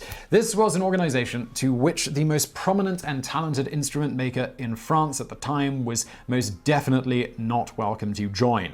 Their principal order of business throughout Sax's lifetime seemed to be to try and ruin Sax in any way they could. To begin with, they adopted the age-old practice of, if you can't beat 'em, sue 'em. This was a long-running tactic of the organization, simply designed to tie up Sax's resources, time, and energy in any possible way by keeping him in court. The first legal action of this group was to challenge Sax's patent application on the saxophone, initially claiming, somewhat bizarrely, that the instrument as described in the patent didn't technically exist. When that failed, they claimed the instrument was unmusical and that, in any event, Sax had simply modified designs from other makers. They then presented various other instruments that had preceded it as examples, none of which the court agreed were similar enough to the saxophone to warrant not granting the patent. Next up, they claimed the exact design had long existed before, made by other manufacturers in other countries, and that Sax was falsely claiming it as his own. To prove this, the group produced several literally identical instruments to Sax's saxophone, bearing foreign manufacturing markings and supposedly had been made years before. The truth was that they had simply purchased saxophones from Sax's company and then sent them to foreign workshops where Sax's labeling had been removed and it had been replaced with the shop owner's own labels. Unfortunately for the United Association of Instrument Makers, this ruse was discovered and they had to come up with a new strategy. They then claimed that since Sax had very publicly played the instrument on several occasions, it was no longer eligible for a patent. At this point, fed up with the whole thing and infuriated, Sax countered by withdrawing his patent application and giving other instrument makers permission to make a saxophone if they had the skill. He gave his rivals a year to do this, in which time nobody was able to successfully replicate the instrument with any quality. Shortly before the year was up, with no challenger apparently capable, he then resubmitted his patent application, and this time it was quickly granted on June 2, 1846. Apparently not content with just trying to metaphorically ruin his life and business, at one point Sax's workshop mysteriously caught fire, and in another, an unknown assassin fired a pistol at one of Sax's assistants, thinking that it was Sax, with it being rumored that the United Association of Instrument Makers was behind both of these goings-on. Whether true or not, things took a turn for the worse for Sax after King Louis-Philippe fled the country in 1848. In the aftermath of the revolution, and with many of Sax's high-placed friends now ousted, the United Association of Instrument Makers were able to simultaneously petition to have Sax's contract with the military revoked, and by 1849 were able to have his patents for the bugles à cylindres and saxotromba likewise revoked, freeing up his rivals to make these instruments themselves. They also attempted to have his patent for the saxophone squashed, but they were unsuccessful on that one. Sax, not one to take this lying down, appealed, and after a 5-year legal battle, the imperial court at Rouen finally concluded the matter, siding with Sax and reinstating his patents, as well as ordering the association to pay damages for the significant loss of revenue in the years that the legal battle had raged. Nevertheless, before this happened, in 1852, Sax found himself financially ruined, though interestingly his final downfall came thanks to a friend. During this time, as noted, Sax was fighting various legal battles, had lost his military contract, and was otherwise struggling to keep his factory afloat. That's when a friend gave him 30,000 francs to help keep things going. Sax had originally understood this to be a gift, not a loan. Whether it was or wasn't isn't clear, but when said individual died a couple of years later in 1852, his heirs certainly noticed the previous transaction and inquired about it with Sax, demanding that he repay the 30,000 francs and giving him a mere 24 hours to come up with the money. Unable to do so, Sax fled to London while simultaneously once again finding himself embroiled in yet another legal drama. In this case, the courts eventually demanded Sax repay the 30,000 francs, causing him to have to file for bankruptcy and close down his factory. But this is Adolphe Sax we're talking about, a man who had survived major blows to the head, drowning, explosion, poisoning, severe burns, beatings by thugs presumably hired by the United Association of Instrument Makers, an assassination attempt, and literally the combined might of just about every prominent instrument maker in his field in Paris. Fittingly for a man who is quoted as saying, "In life there are conquerors and the conquered. I most prefer to be among the first." So Sax, he wasn't about to just quit. And so it was that, continuing to work at his craft in 1854, Sax found himself back on top, appointed musical instrument maker to the household troops of Emperor Napoleon III. His new benefactor also helped Sax emerge from bankruptcy and reopen his factory. It's at this point, however, that we should point out that, as indicated by his childhood, it clearly wasn't just other instrument makers that were against Sax, but, well, the universe as well. A year before his appointment by Napoleon III, Sax noticed a black growth on his lip that continued to grow over time. By 1859, this tumor had grown to such a size that he could not eat or drink properly and was forced to consume sustenance through a tube. Just to kick him when he was down, shortly before this, in 1858, Sax's firstborn child, Charles, died at the age of just 2. Going back to the cancer, his choice at this point, in 1859, was to be subjected to a risky and disfiguring surgery, including removing part of his jaw and much of his lip, or submit himself to experimental medicine of the age. He chose the latter, ultimately being treated by an Indian doctor by the name of Rees, who administered some private concoction made of a variety of herbs. Whether the treatment did it, or Sax's own body simply decided that it would not let something as trivial as cancer stop it from continuing to soldier on, within 6 months from the start of the treatment, and after having had the tumour for some 6 years at this point, Sax's giant tumour began to get smaller. By February of 1860, it had disappeared completely. The rest of Sax's life went pretty much as what had come before, variously impressing the world with his talents in musical instrument making, as well as fighting constant legal battles with the United Association of Instrument Makers, attempting to thwart him in any way they could, while simultaneously the musical instrument makers behind it profiting from Sax's designs as his patents expired. Finally fed up with everything, then 72-year-old near-destitute Sax attempted to get justice outside of the courts with an aptly titled article called Appeal to the Public, published in La Musique de Famille in 1887. The article outlined the many ways in which Sax had been wronged by the United Association of Instrument Makers and the near constant, often frivolous legal battles he fought throughout his time in Paris with them. He then summed up, "Before me, I am proud to say the musical instrument industry was nothing or next to nothing in France. I created this industry. I carried it to an unrivaled height. I developed the legions of workers and musicians, and it is, above all, my counterfeiters who have profited from my work."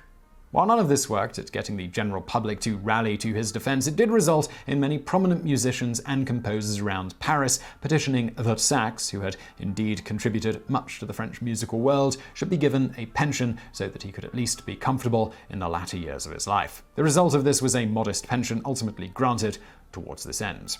On the side, when he wasn't fighting countless legal battles and inventing and making instruments, Sax also had a penchant for dreaming up alternate inventions, such as designing a device that could launch a 500-ton, 11-yard-wide mortar bullet, and he called it, we're not making this up, the Saxophone. He also designed a truly massive organ intended to be built on a hillside near Paris, capable of being heard clearly by anyone throughout the city whenever it was played. In the end, Sax died at the age of 79 in 1894 and was buried in the Montmartre Cemetery in Paris.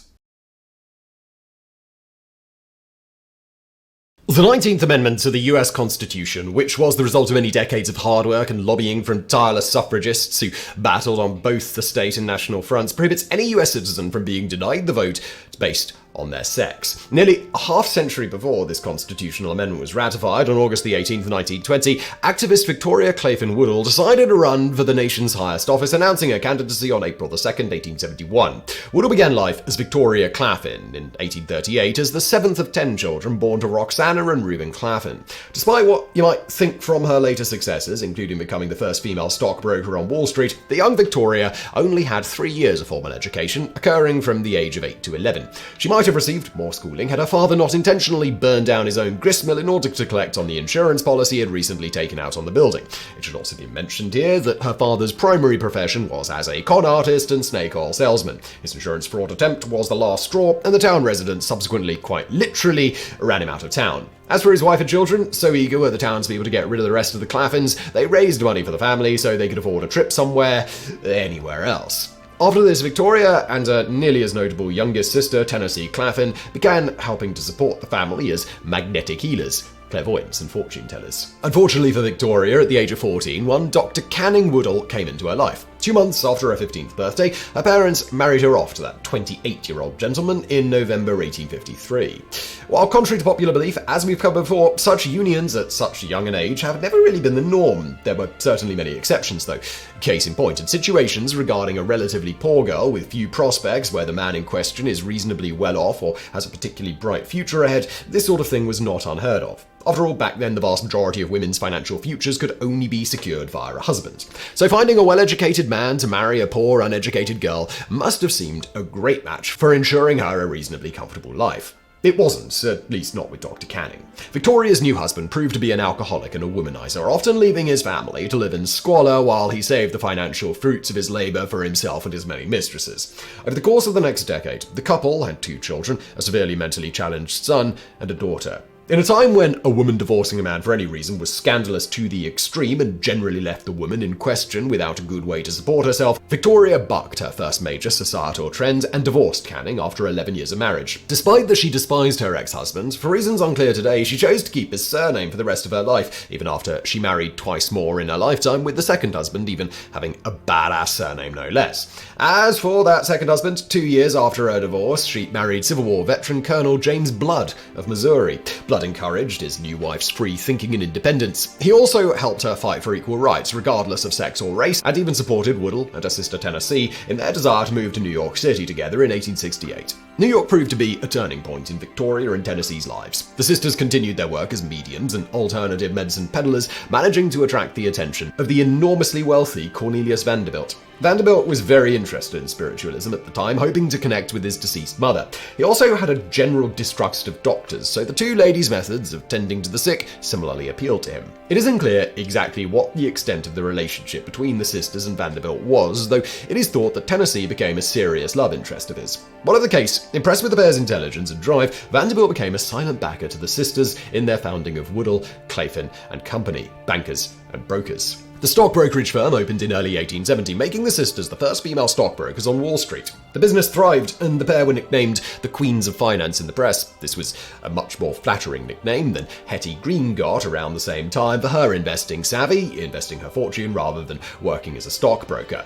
She was called the Witch of Wall Street. But in any event, the sisters' financial success in investing was enough that only a few months after they started their company, they were able to found Woodall and Claflin's weekly newspaper. Beyond focusing on controversial ideas like promoting sex education, their publication also committed the triple taboo of the day of speaking out in support of equal rights and fair treatment regardless of race, sexual orientation, or sex. They even advocated for legalizing prostitution, of which it's estimated there were tens of thousands of such individuals plying the trade at that time in New York alone. Woodall would also use the weekly for furthering her own candidacy for the office of US President, though she made her intentions known for such a presidential run in a letter published not in her weekly but in the New York Herald on April 2nd, 1871. In a letter to said publication, she wrote, "I claim the right to speak for the unenfranchised women of the country and announce myself as a candidate for the presidency. Some today contest that she can really be considered the first woman to run for president, as she was only 34 during her campaign and wouldn't have turned 35 until 6 months after the presidential inauguration, making her legally ineligible to run for office in the interim. However, while there were countless contemporary articles published about her presidential run, not a single one seems to have ever mentioned her age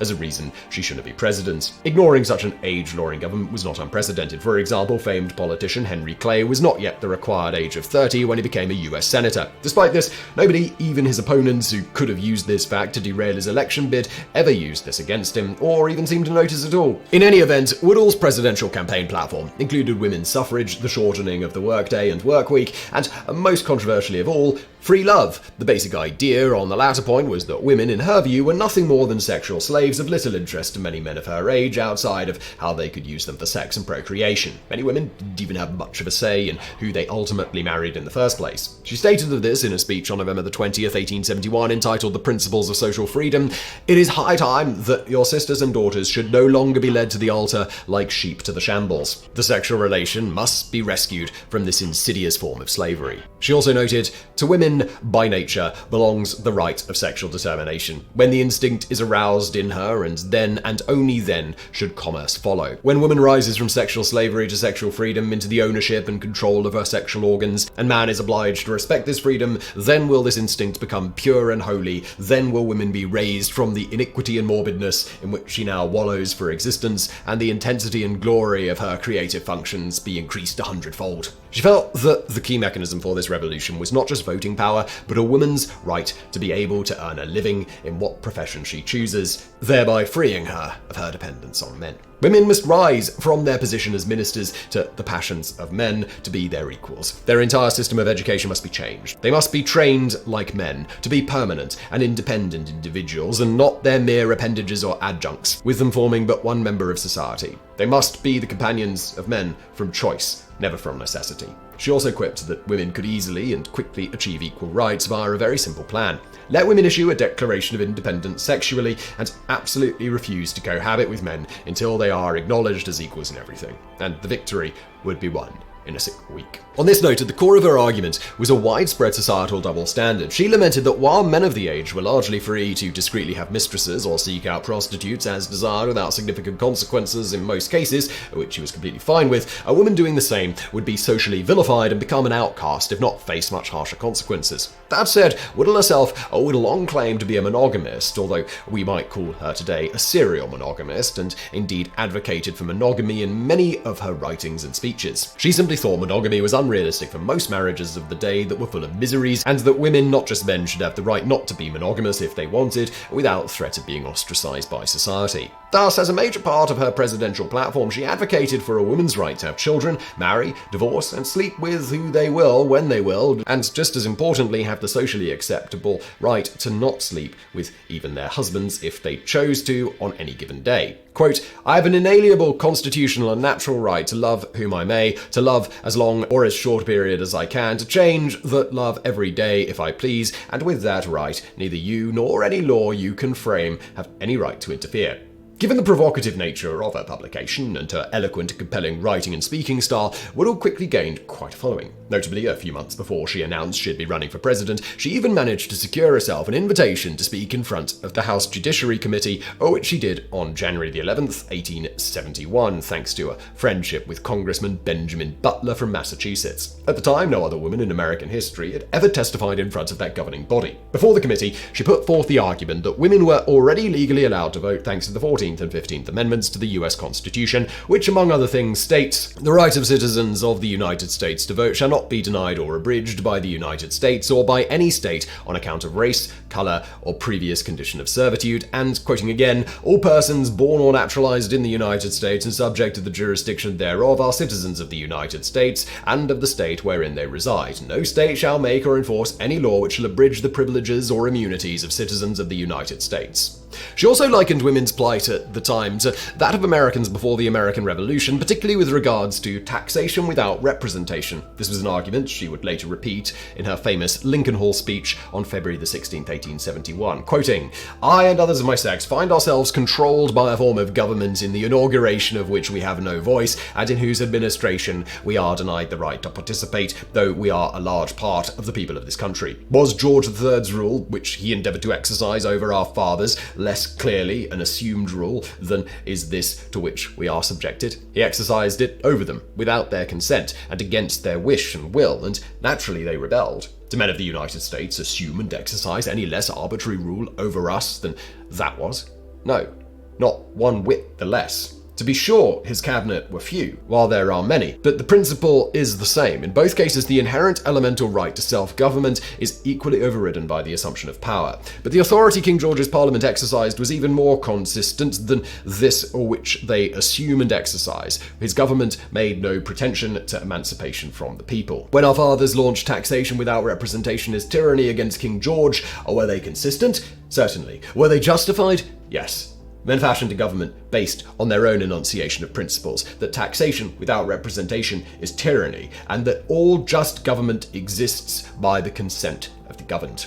Proceeding upon these axioms, they formed a constitution declaring all persons to be citizens, that one of the rights of a citizen is the right to vote, and that no power within the nation shall either make or enforce laws interfering with the citizen's rights. And yet men deny women the first and greatest of all the rights of citizenship, the right to vote. End quote. Even though she failed to convince the committee, her oratory skills and rising influence brought significant national attention to suffrage, landing her on the radar of several prominent suffragettes, including Susan B. Anthony, who postponed the start of the National Women's Suffrage Association convention to listen to Whittle speak. While the suffragists had strong reservations about Whittle's background and the widespread perception that she was an inherently immoral individual due to her views on sex and divorce, Elizabeth Cady Stanton, at least initially, not so much later, felt this should be overlooked, writing Writing in a letter dated April 15, 1871, "If all they say is true, Mrs. Woodall is better than 9/10 of our fathers, husbands, sons, and women's purity amounts to little in the regeneration of the race as long as man is vile. Now, if our good men will only trouble themselves as much about the purity of their own sex as they do about ours, if they will make one moral code for men and women, we shall have a nobler type of manhood and womanhood in another generation than the world has yet seen." When our soldiers went to fight the battles of freedom of the late war, did they stop to inquire into the antecedents of everybody by their sides? The war would never have been finished if they had.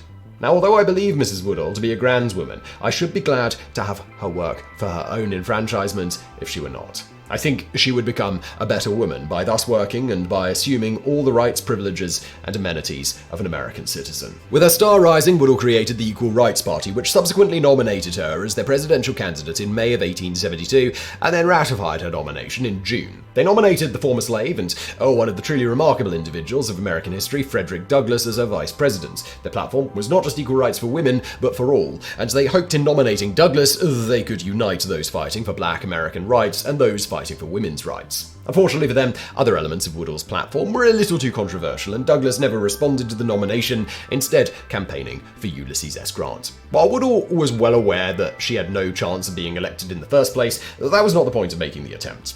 Her real goal was to establish a national platform with which to spread her then controversial ideas. Unfortunately for Woodall, her campaign took something of a turn for the worse due to a tussle with famed advocate of evolution, as well as black and Chinese American rights, clergyman Henry Ward Beecher. Today, his sister Harriet Beecher Stowe is perhaps far more famous, but in his time, he was very well known and a popular minister throughout the country. Beecher advocated for many of the same controversial ideas as Woodall. However, it was Woodall's thoughts on free love, particularly that a woman should be allowed to divorce a man if she so choose and sleep with who she wants, that saw Beecher likening her to the devil and rallying against her from the pulpit. Cartoonist Thomas Nast would likewise depict Woodall as the devil in a Harper's Weekly cartoon. The woman in said cartoon is depicted as the wife of an abusive drunk. But in response to Satan/Woodall's seeming encouragement of the woman to divorce her husband, the woman states, "Get thee behind me, Mrs. Satan. I'd rather travel the hardest path of matrimony than follow your footsteps." Woodall was no stranger to such criticism and ignored Nast's jab, but she found Beecher's condemnation particularly irksome.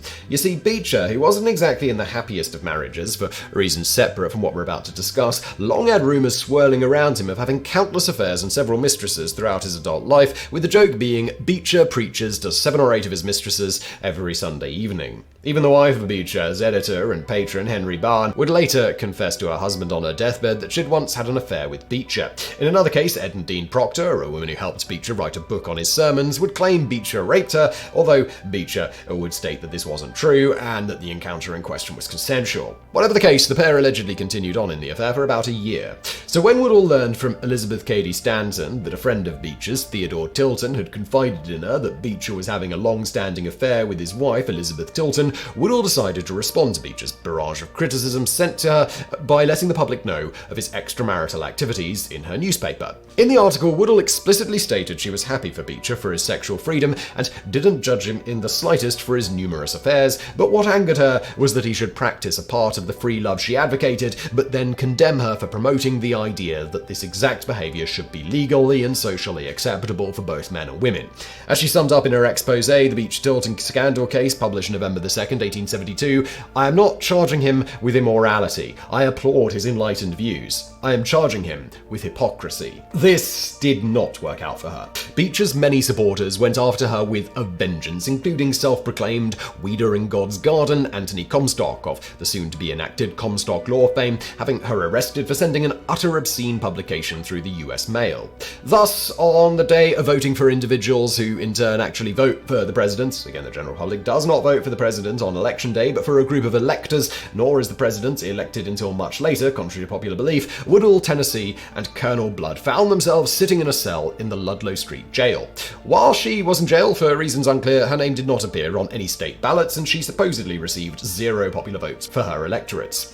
However, this was later proved to be false, and it is known that at least some individuals wrote in her name. These votes simply weren't counted. As for Beecher, he was soon at the epicenter of one of the most talked about lawsuits of the age, when his former friends, the aforementioned Theodore Tilton, sued him for alienation of affection due to the affair Beecher had with Tilton's wife. The ultimate result was a hung jury and Tilton, not Beecher, being excommunicated from the Plymouth Church. In any event, while the vast majority of her contemporaries didn't agree with Woodall's idea on free love particularly, her arrest was a bit of an outrage to some journalists who in turn rallied against what essentially amounted to censorship of the media. 1 month later, Woodall would be released from jail, and 5 months after that, she'd be cleared of all charges. But the damage had been done. Thanks to her public revelation of Beecher's hypocrisy, promotion of taboo ideas, and her presidential campaign, which was largely panned as just her seeking attention for herself, she'd not only managed to make an enemy of Beecher's countless supporters nationwide, but also alienated the women's suffragist movement to boot. This was an organisation she'd always been something of an outsider in any way, given many of the other leaders of said organisation tended to be upper middle class to wealthy, well-educated women, while Woodall was a formerly impoverished spiritualist and snake oil salesman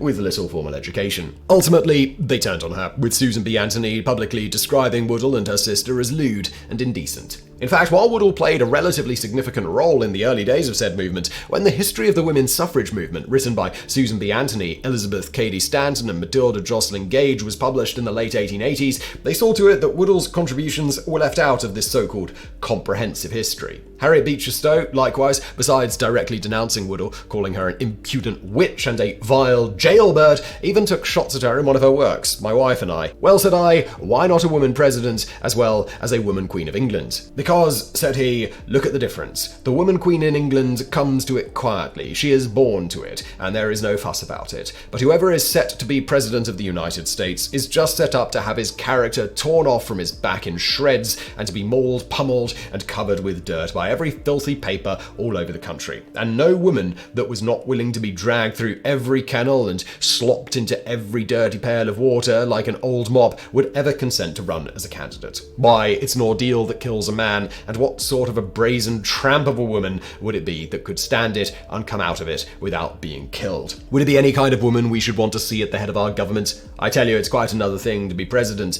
of a democratic republic from what it is to be hereditary queen.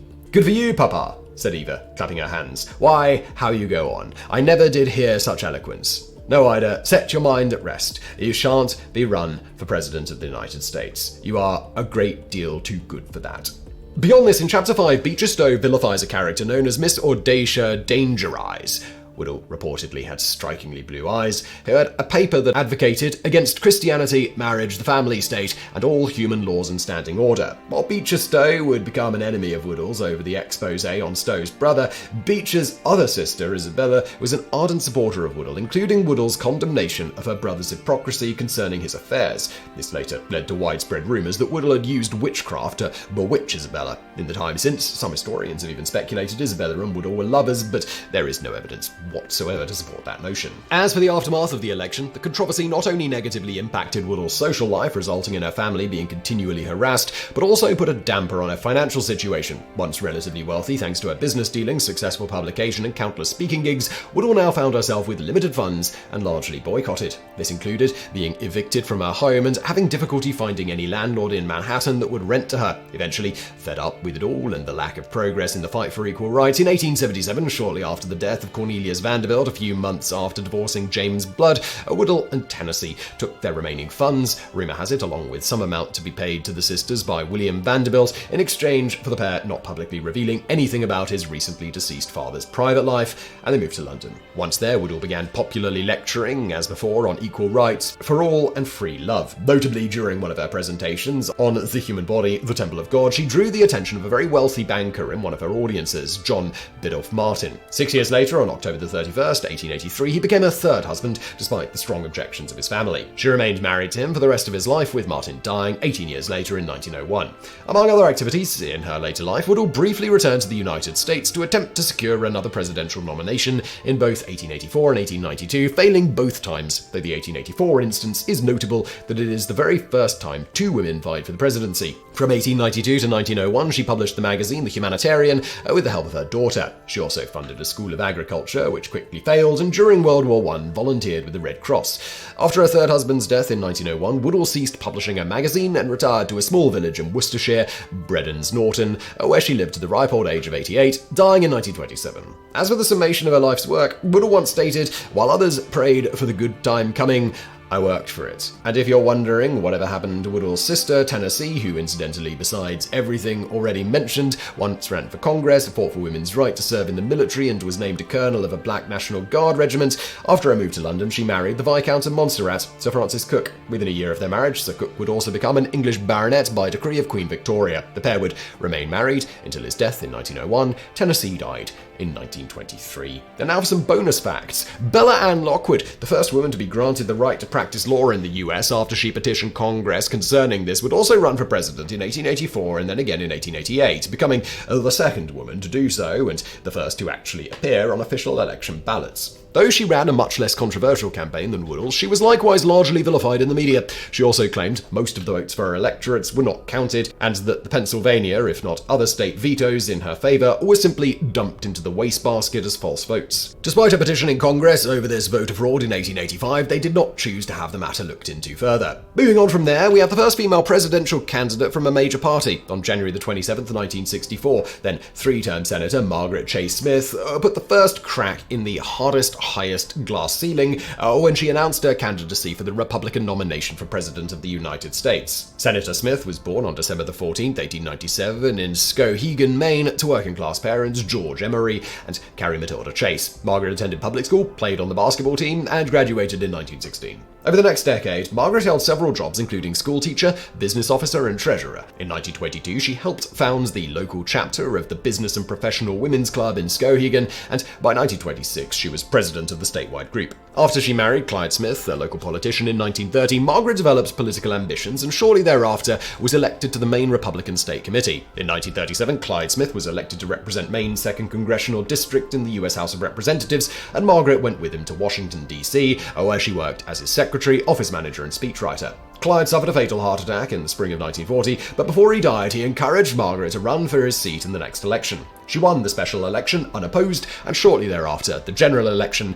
by a large margin. Representative Chase Smith was re-elected to the House in 1942, 1944, and 1946. During her tenure as a member of the Naval Affairs Committee, she toured the South Pacific during World War II and was a strong supporter of women in the military. She also served as the chair of the Subcommittee on Hospitalization and Medicine and used that clout to pass the Women's Armed Services Integration Act of 1948. An independent thinker, Representative Chase Smith supported several democratic policies and legislation, including the Selective Service Act, some New Deal programs, and President Truman's foreign policy. She also broke ranks with her Republican colleagues from time to time and opposed the strike and union-busting Smith-Connolly Act in 1943. Unlike her position in the House, which she first obtained, at least in part from her husband's passing, Margaret's ascension to the Senate was entirely her own doing. Facing entrenched Republican Party favorites in the primary and having very little campaign money, Margaret ran on her Washington, D.C. experience with the slogan, "Don't change a record for a promise." During the campaign, some questioned whether a woman had the right to qualify as a senator, to which Republican Chase Smith replied, "Women administer the home, they set the rules, enforce them, mete out justice for violations. Thus, like Congress, they legislate. It is an ideal experience for politics." Margaret won that Republican primary and went on to defeat her Democratic opponent in the general election by a wide margin. By winning the Senate seat, she became the first woman to serve in both the House and the Senate. On June 1st, 1950, in response to the calumny being spread by Senator Joseph McCarthy, the fear it engendered, and the deleterious effect it had on freedom of speech, Senator Chase Smith delivered a courageous address from the Senate floor, describing the then current situation as, quote, "a national feeling of fear and frustration that could result in national suicide. Freedom of speech is not what it used to be in America. It has been so abused by some that it is not exercised by others." The speech ended with a declaration of conscience that decried the selfish political exploitation of fear, bigotry, ignorance, and intolerance being practiced by a few of her fellow Republicans, including McCarthy. Several other Republican senators joined her declaration, and later Senator McCarthy would refer to them collectively as Snow White and the Six Dwarfs. However, many others were impressed with the speech, including individual citizens, newspaper editorial boards, civic organizations, and even President Harry Truman, who referred to the declaration as one of the finest things that has happened in Washington in all my years. Senator Chase Smith easily won re-election in 1954, 1960, and 1966. Notably, in the 1960 general election, the senator defeated Lucia Cormier, making the 1960 run for the first all-female campaign for a Senate seat in American history.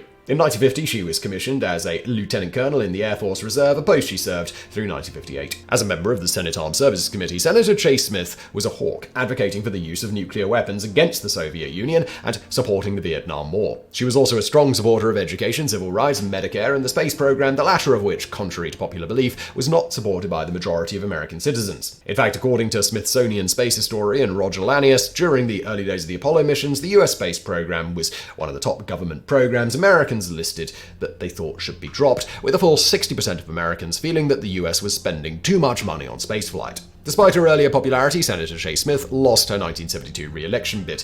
As for her bid to become the first female presidential candidate from a major party, Senator Chase Smith struggled with the decision to enter the 1964 campaign for the Republican nomination for president, but ultimately decided to run, noting, "I have few illusions and no money, but I'm staying to the finish." During her speech to the Women's National Press Club in Washington, D.C. on January the 24th, 1964, she stated she decided to run for several reasons, including that she had the most experience of any candidate, many wanted her independent voice in the campaign, and to destroy any political bigotry against women by, quote, pioneering the way for a woman in the future to make her more acceptable, to make the way easier for her to be elected President of the United States. Nonetheless, Senator Smith's lack of staff, funding, and political backing led to a generally poor showing in the primaries, although she surprised everyone by taking 25% of the votes in Illinois. At the Republican convention, her name was put in for nomination, and she received 27 delegates. She refused to relinquish her delegates, and as a result, she took second in the balloting, losing to Barry Goldwater by a wide margin. Goldwater would ultimately lose the presidential election by a landslide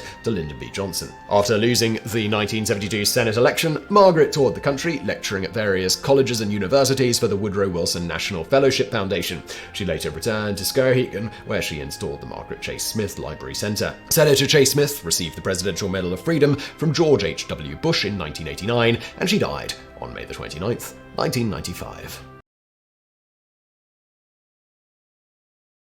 Despite pink slime, chemical preservatives, and sometimes questionable nutritional value, it's hard to argue the basic point that deep-fried, previously frozen, nugget-shaped chicken pieces are at least somewhat appealing to the human taste bud. The common assumption is that McDonald's was the first one to give us these small morsels of food, but, well, that's untrue. No, the story of the chicken nugget begins with Robert C. Baker, a Cornell professor and the so-called George Washington Carver of poultry. Growing up in the Finger Lake region of New York in the small town of Newark, Baker was poised to take over his family's farm, which grew fruit in the summer and raised up to 400 chickens in the winter. His mother made chicken and biscuits every Sunday, only after she chopped off the head and let it die in a pail first. Said Baker, "Chicken probably did taste different than today, but do you want to put up with that to get the taste?" He was just a young boy when, in 1929, the Great Depression swallowed all of America and hit farmers especially hard. Robert and his family were forced to learn how to save scrap and make a cheap meal. This became ingrained into Baker's thinking years later when he was attempting to figure out ways to create meals that provided the most amount of food and nutritional value for the least amount of money. He attended the local college, Cornell University, in 1939 and majored in pomology, the study and cultivation of fruit. The US officially entered into World War II in 1942, but Baker was exempted from the draft due to his college studies. He graduated in 1943 and went to work for the Cornell Cooperative Extension as a liaison between the university research centers and local farm communities. As the war wound down, so did the demand for chicken. Production supplies, food, and machines increased significantly across America during World War II, literally pulling the country out of the remnants of the economic depression. During this time, poultry farmers had developed ways to grow their output, including advancements in feed and genetics. When the war ended, farmers didn't want to decrease production and sacrifice money in their pockets, so they had to find ways to increase the market for chicken. For years, chickens were only sold whole, making it inconvenient and inefficient for the common household. It was too big for one person to eat, but not generally big enough for a whole family. Additionally, beef and pork were sold in cuts, making them a much more convenient product. Chicken sat third in the American meat hierarchy, behind cow and pig, perhaps not surprising given that chickens appear to have been originally domesticated not for food, but for cockfighting. In any event, Baker had begun to develop more of an interest in the other aspect of his family's business, chicken raising. He worked with the National Poultry Improvement Plan, an organization created in the 1930s whose first task was to combat pylorem disease that caused nearly an 80% mortality rate among baby chickens. He went on to earn a master's in marketing from Pennsylvania State University and was hired soon after by Cornell as an assistant professor in poultry science.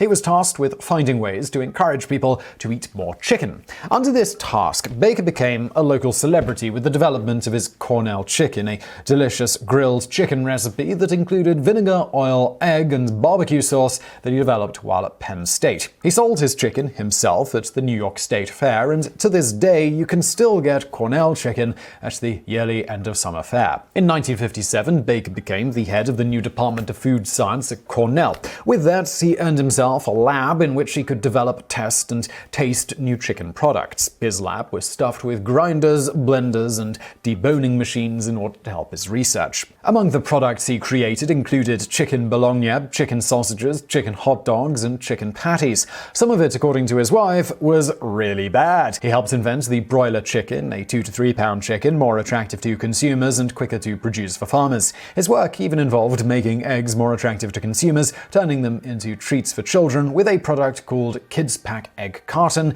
and developing a recipe for French toast with extra egg. Baker's background in marketing also allowed him to develop advertising campaigns, create splashy packaging, and track sales. For his efforts, the New York Times would later call him something of a chicken Edison. More importantly than the products themselves was what Baker developed to create these products, a method that processed chicken, which allowed the meat to be shaped in any way possible. This came in handy for Baker's greatest chicken invention, the chicken stick. In 1963, working with a student of his, Joseph Marshall, they figured out how to keep ground chicken meat together without a skin while keeping a delicious batter attached to the meat. First, they put raw chicken in a grinder with salt and vinegar to take out the moisture. Next, they added powdered milk and mashed up grains. This kept it all together. Then they molded the processed chicken into a shape, in this case a stick, froze them, dipped them in egg batter and cornflake crumbs, and then froze them again, this time to -10 degrees. This whole process kept everything together, and of course it tasted pretty good. They developed a package and put it in the local freezer shelves. Within 6 weeks, they were selling 200 boxes a day, and while the rest is Nugget history. But here's the thing, Baker rarely gets credit for his invention. The reason being is that Cornell published the whole process and all of his recipes in the April 1963 issue of Agricultural Economics Research, a publication that was distributed for free to over 500 companies. He also never patented a single product he invented. He was doing this for the greater good. Well, human good, I suppose. He was a bit of a Hitler to chickens. One of the companies that probably did receive the publication was McDonald's, though the company has since said they never made contact with Baker. Said Robert Grivani, a Cornell professor who studied under Baker, he literally gave ideas away and other people patented them. In any event, in 1977, the McGovern Report was released, urging Americans for the first time to eat less red meat. Prepared by the U.S. Senate Committee on Nutrition and Human Needs, which was led by former presidential candidate George McGovern, the report suggested that citizens to, quote, decrease their consumption of red meat and increase consumption of poultry and fish. McDonald's, considering their main product was red meat, suffered because of this. Burger sales dropped, and the company immediately went to work on developing a new product that kept patrons coming through those golden arches. While there was no proof that McDonald's stole any ideas from Baker, and even if they did, he never patented it, so legal action wasn't an option, it's generally thought they had knowledge of his research or had seen a version of the product elsewhere. In March 1980, 50 Knoxville, Tennessee McDonald's debuted a new product, the Chicken McNugget. It set sales records, and soon the Chicken Nugget was at every McDonald's worldwide. Robert Baker invented the chicken stick, later reshaped into a nugget, not because he wanted to fatten up America, but because he was trying to find cheaper and more efficient ways to make a meal out of chicken. While he didn't get rich off his profitable invention, he was elected to the American Poultry Hall of Fame in 2004, so I suppose that's something. And now for some bonus facts. An average beef cow, 200 kilograms of usable meat, produces enough meat to make about 4,500 hamburgers at McDonald's. And now for another bonus fact. About 3 billion pounds of potatoes are used to make McDonald's fries every single year. This is about 8% of all potatoes grown in the United States, or 0.5% of all potatoes grown in the world every year. And now for another bonus fact. When the McDonald's brothers sold the business to Kroc, they withheld the original restaurant, giving it instead free of charge to their original employees who worked there. Kroc later managed to force this restaurant out of business by opening a McDonald's extremely close by. And now for another bonus fact. Another little-remembered food wizard was one William A. Mitchell. While working for General Foods, Mitchell invented Pop Rocks, Tang, Cool Whip, quick-setting Jell-O, a tapioca substitute, and powdered egg whites, among other things. All total, he received over 70 patents in his lifetime. Her name was Virginia Hall, an American spy born in Baltimore in 1906. She attended both Barnard College and Radcliffe College, two prestigious all-women's higher education facilities, and continued her studies at schools in France, Germany, and Austria. She had dreams of a career in the Foreign Service. At just 25 years old, she was appointed to the position of consular service clerk at the American Embassy in Warsaw, Poland, and seemed to be well on her way to accomplishing her goals. Unfortunately, shortly after her appointment, she sustained an injury in a hunting accident. She accidentally shot herself in her left leg. Repairing the leg was beyond the medical technology of the time, and in 1933 it was amputated from the knee down. Hall was given a prosthetic wooden peg leg to use instead, and she seemed to take it all in her stride. She later nicknamed the prosthetic leg, which she would wear for the rest of her life, Cuthbert. Unfortunately, the disability made her ineligible to pursue her career further. For the next several years, she worked as a clerical assistant for the State Department in Turkey, Italy, and Estonia before hitting the glass ceiling in her field of work, despite a few stunning bullet points on her resume, such as the fact she was fluent in Italian, German, and French. She resigned in 1939 just as war started to inch across Europe. That said, Hall didn't flee the continent for the safer shores of her homeland. Rather, she volunteered as an ambulance driver in France until the French surrendered in 1940. From there, she evacuated to England, where she took up another clerical position at the American Embassy in London. Hall soon caught the attention of the British Special Operations Executive, which was looking for agents to work with the French resistance. Thus, in 1941, Hall posed as a correspondent for the New York Post when she arrived in Lyon, France. Her code name was Marie Monin, and she was the SOE's very first female agent in France. She spent the next 14 months providing courier services, helping downed flyers and runaway POWs escape, and obtaining materials for clandestine presses. The sales of press materials, such as paper and ink, were prohibited, making it difficult for resistance newspapers to create and spread their ideas. Nevertheless, thanks to help from Hall and others like her, by 1942, resistance papers had reached over 2 million people in France. All the while, Hall continued to send documents to the New York Post to maintain her cover. It was during this time that the Germans first became aware of Virginia Hall. French double agents had informed them of the limping lady, who located drop zones for money and weapons and had established and strengthened resistance networks across France. Needless to say, her laundry list of successful missions which were helping to boost the French resistance were starting to make the Germans just a little bit upset. A wanted poster appeared bearing her likeness, and the Gestapo had clear orders. She is the most dangerous of all Allied spies.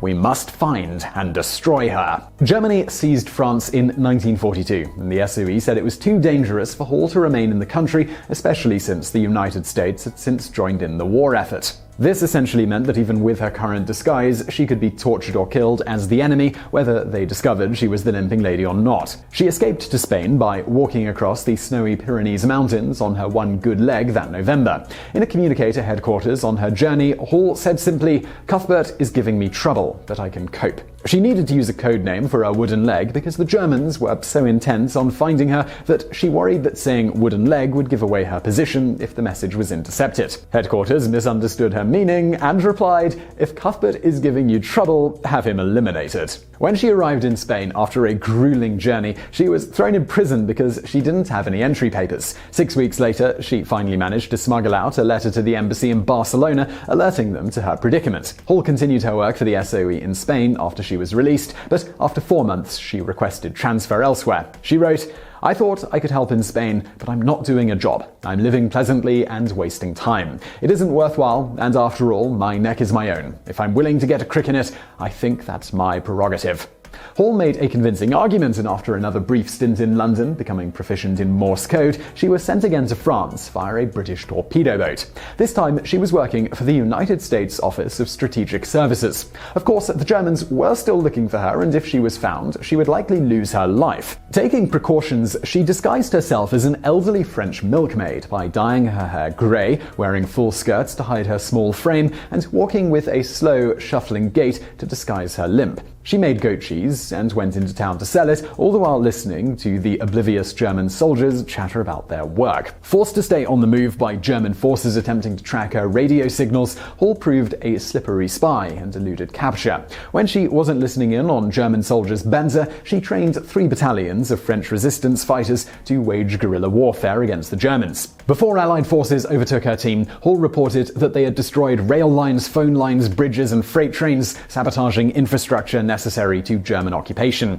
The team was credited with killing over 150 German soldiers and capturing 500 more. For all her efforts during World War II, she was made an honorary member of the Order of the British Empire. She was also awarded the Distinguished Service Cross, one of the United States' highest military honors. She was the only civilian woman to be awarded the medal during World War II. President Truman wanted a public party to celebrate the award, but Hall opted for a private ceremony with just her mother and General William Joseph Donovan in attendance. She said she was still operational and most anxious to get busy. Therefore, she didn't want a ceremony that would make her face known. In 1951, Hall joined the CIA, working as a French parliamentary intelligence analyst, doing it all just on one leg. And if you're interested in reading more about this remarkable woman, do check out The Wolves at the Door, the true story of America's greatest female spy by Judith L. Pearson. You can find an Amazon link to it in the description below. In the summer of 1915, a lone British soldier cycled down a country road outside the French town of Albert. His papers identified him as Private Dennis Smith of the 1st Leicestershire Regiment, and at first glance he would have seemed quite ordinary. A slightly plump and ruddy-faced boy with short brown hair, no different from the thousands of young men serving on the Western Front in the Great War. But Private Dennis Smith was no ordinary soldier. In fact, he wasn't a soldier at all. He wasn't even a man. He was, in fact, one Dorothy Lawrence, an English journalist who risked everything to report on the horrors of the trenches firsthand. Her story is among the most incredible tales of courage and determination of the Great War. Little is known about Dorothy Lawrence's life prior to 1914. Born illegitimately on October 4th, 1896, in Hendon, Middlesex, she was adopted and raised by a guardian from the Church of England. By the early 1910s, she was working as a freelance journalist in London, selling articles to various Fleet Street newspapers, including The Times. When war was declared in August 1914, Lawrence decided to become a war correspondent, but as even male journalists were largely forbidden from reaching the front, she was forced to find alternate means of traveling to France. At first, she applied to work as a nurse for the Voluntary Aid Detachment, but was rejected no less than 12 times on account of having no prior nursing experience. So, in the summer of 1915, armed with only a bicycle and a laundry bag of provisions, Dorothy Lawrence took a ferry across the Channel to Calais and began cycling towards the front. Along the way, Lawrence befriended and interviewed a number of French soldiers and civilians, and in her later writings paints a vivid picture of the countryside at war, emphasizing in equal measure the brutality of the occupying German army and the stoic resilience of the French people. However, upon reaching the town of Senlis, only 10 kilometers from the front lines, Lawrence found her progress suddenly halted. During my brief visit, gendarmes, the French National Police, became very active on my behalf. I passed about half my time under arrest of regaining freedom. If I cycled 2 miles out, I was promptly arrested and brought back again. In the whole list of French officials, no one renders truer services than the gendarme. Spies. Why, he seems to sleep with that word written on his brain.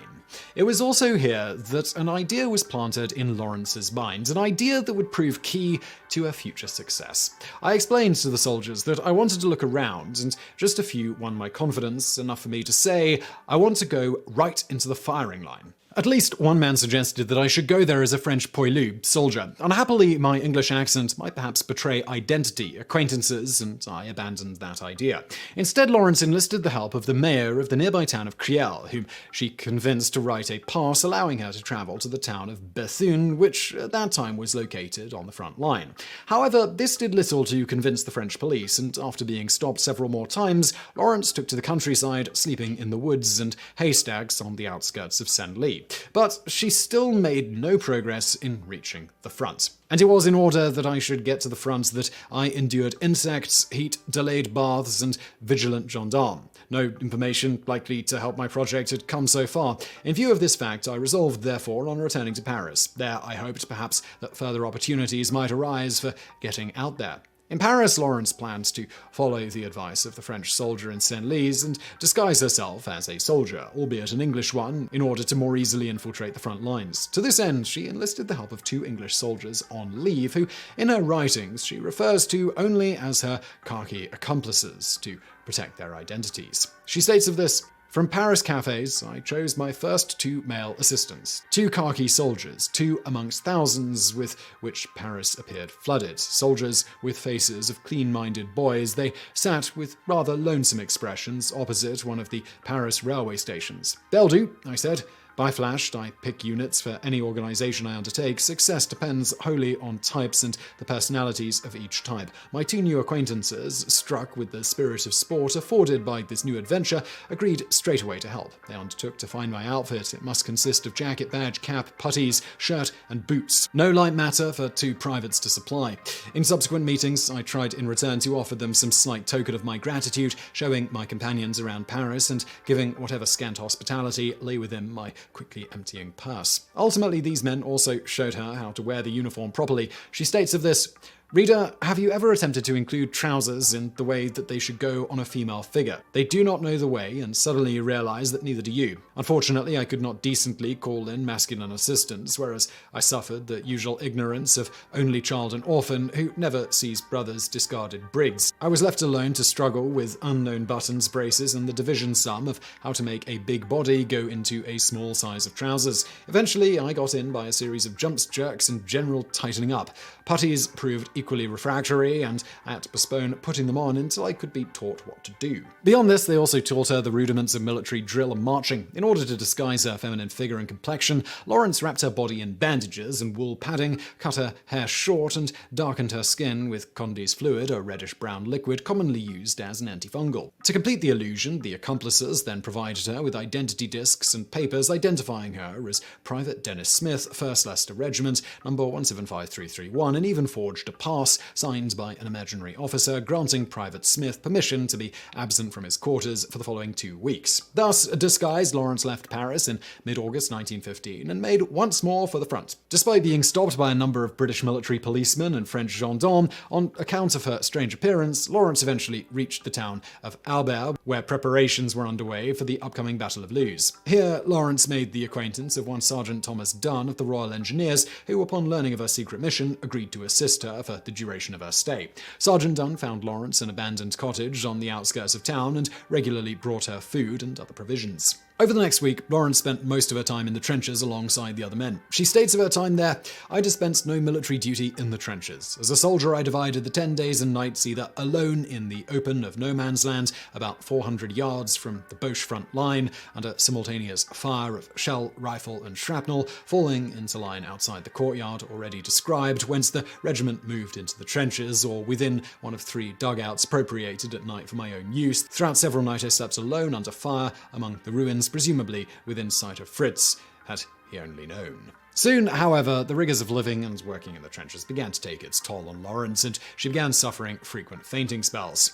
"I thought, if I am knocked out by Fritz in the trenches, or only temporarily unconscious through faintness, there is no doubt that my sex will become known, and what will happen at that rate to my little army of khaki accomplices." Thus, after spending nearly 10 days in the trenches, Lawrence asked Sergeant Dunn to reveal her secrets to his commanding officer so she could safely make her way out of Albert. Instead, she was promptly arrested and brought to the local regimental headquarters, where the sight of a woman in uniform caused a considerable confusion. My manner of coming into the colonel's presence proved disarming in its effect, I must say. There I stood, and I burst out laughing. Really, I could not help it. So utterly ludicrous appeared this betrousered little female, marshalled solemnly by 3 soldiers and deposited before 20 embarrassed men. The next few days saw Lawrence bounced from headquarters to headquarters and interrogated by dozens of military intelligence officers who tried in vain to prove that she was a spy. Cross-examination took place for about the 6th time already. Unhappily, my sense of humor was aroused thanks to the appearance of my latest judge, whose normal occupation in wartime was to examine German prisoners. As I happened to be neither German nor spy, he proved rather unsuitable for examining an English girl. Anyone neither spy nor German appeared utterly to baffle his powers. Finally, Lawrence was brought to 3rd Army headquarters at St. Omer, where for 3 days she underwent a court-martial presided over by General Charles Monroe. In the course of these proceedings, in addition to being charged with espionage, Lawrence was accused of being a cab follower, military slang for a prostitute. She said of this, "We talked steadily at cross purposes. On my side, I had not been informed what the term meant, and on their side, they continued unaware that I remained ignorant, so I often appeared to be telling lies." While Lawrence was acquitted of all charges, it was decided that she should be imprisoned for the duration of the Battle of Luz, in case she had acquired information which could be valuable to the enemy, although she did attempt to argue with the need for her detainment, stating to her captors, "No one possesses means to extract information from a woman." In the end, she was taken to the nearby Convent de Bon Pasteur and held there for several weeks before finally being allowed to return to England. Shortly before returning home, however, Lawrence made an agreement that completely undermined her ability to profit from her exploits. In an embarrassing interview with an officer, I promised not to divulge any information till I got permission. In making that promise, I sacrificed the chance of earning by newspaper articles written on this escapade. As a girl compelled to earn her livelihood, I lost, temporarily anyhow, all material gain by that promise. As for her return home, it was less than ideal. She states, "No friends knew that I had come back, and my own house had been let to foreigners. So I had homelessness as immediate prospect. I had to think. Eventually, I solved the problem. On some friends, I would pay a call. Perhaps they could put me up for the night. So I went my way, at home without a home, yet just home from the front." For the remainder of the war, Lawrence worked as a farm labourer for the Women's Land Army until the signing of the armistice in 1918 at last allowed her to write an account of her exploits in France. This was published in 1919 as Sapper Dorothy Lawrence, the only English woman soldier. The book, however, failed to find an audience, as by this time the British public, weary after 4 years of war, was keen to put the conflict behind them. Without income or credibility as a journalist, and her personal situation deteriorating, Lawrence's behaviour became increasingly erratic until in 1925 she was declared insane and committed to Colney Hatch Lunatic Asylum in Barnet, North London. Here she remained for the rest of her life, dying in 1964 at the age of 68. She now lies in a pauper's grave in New Southgate Cemetery. As to her audacious exploits during the war, Lawrence herself best summed up her gumption by a statement she gave shortly before departing for France. "I'll see what an ordinary English girl without credentials or money can accomplish."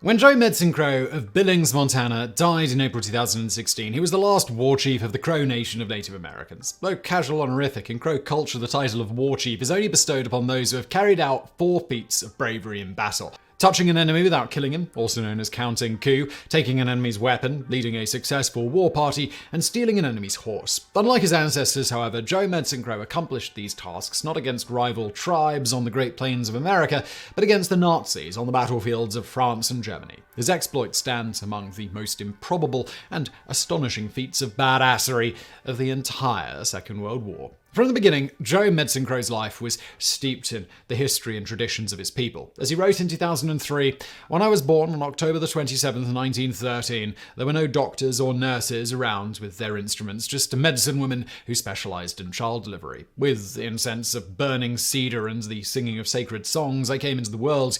I was singing too, but they probably thought I was wailing. Born to Amy Yellowtail and Leo Medicine Crow on the Lodge Grass Reservation in southern Montana, Joe came from a proud line of Crow warriors. His great-uncle, White Man Runs Him, was a scout for General George Custer at the 1876 Battle of Little Bighorn, while his grandfather, Chief Medicine Crow, was a highly respected leader who became a war chief at the age of only 22 and traveled frequently to Washington, D.C. to speak on behalf of his people.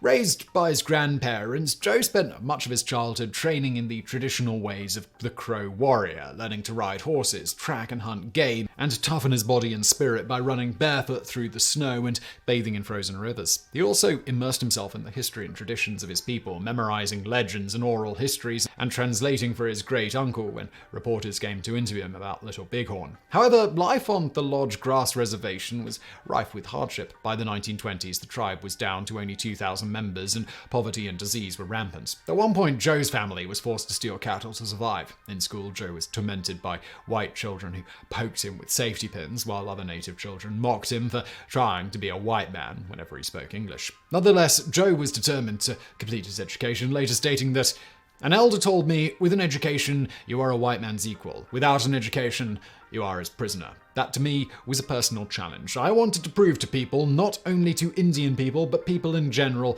that an Indian is capable of becoming a good college student. People said that Indians are just too dumb. They are not capable of getting a college education.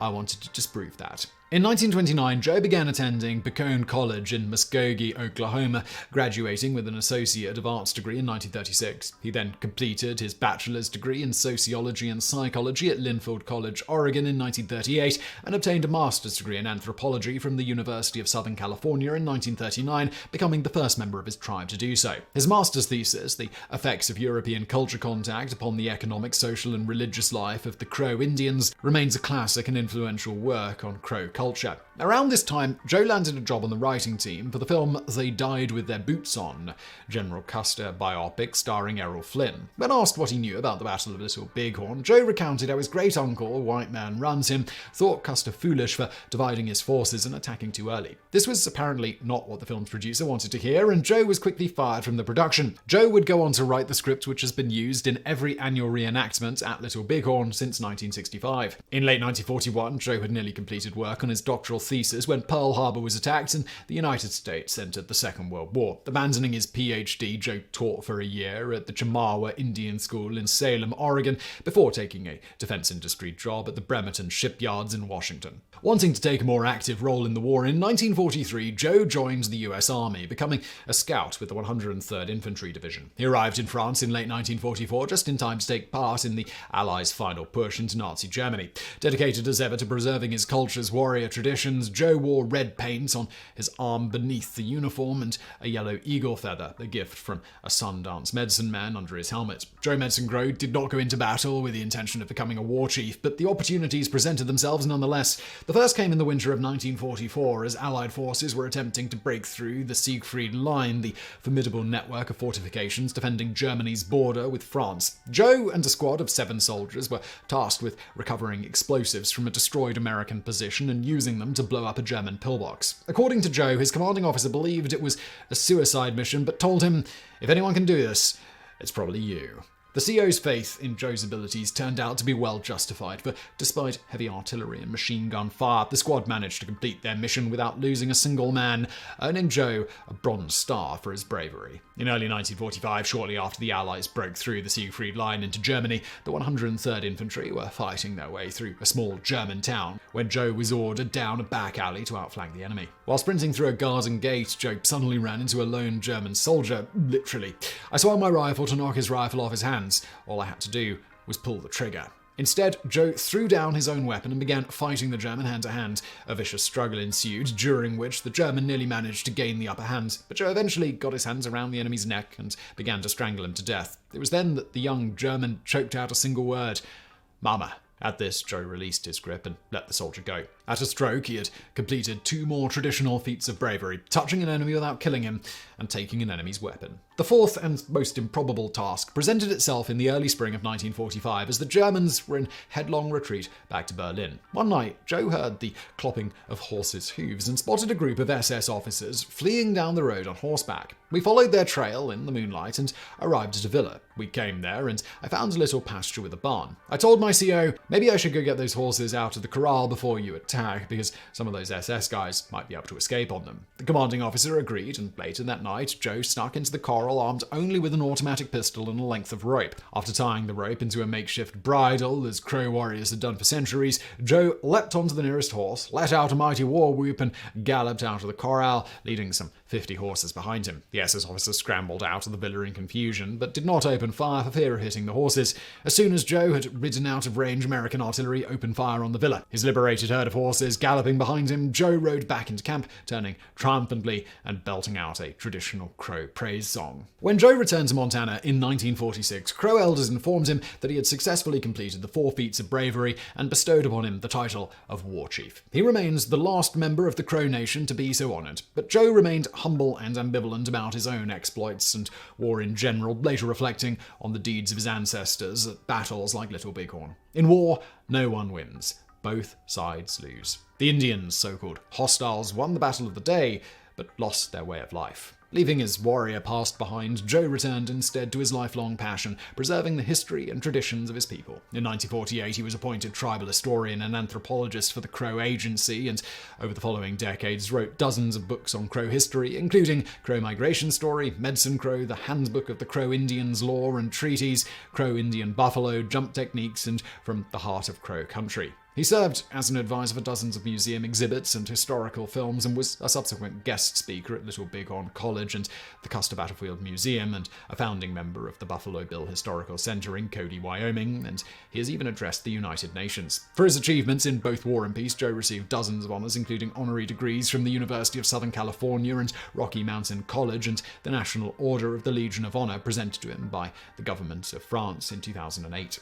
A building at the University of Southern California and a U.S. Veterans Administration clinic in Billings, Montana, are both named after him, and in August 2009, U.S. President Barack Obama presented him with the Presidential Medal of Freedom, the nation's highest civilian honor. After a long, distinguished, and occasionally badass career, Joe Medicine Crow died in a hospice in Billings on April 3, 2016, at the age of 102. Shortly before his death, Joe reflected on his life and work and telling a reporter, "There is a middle line that joins 2 worlds together. I walk that line and take the best from each and avoid the worst. I've lived a good, well-balanced way of life. I encourage my grandchildren and young Crow Indians to do the same, and they will be happy."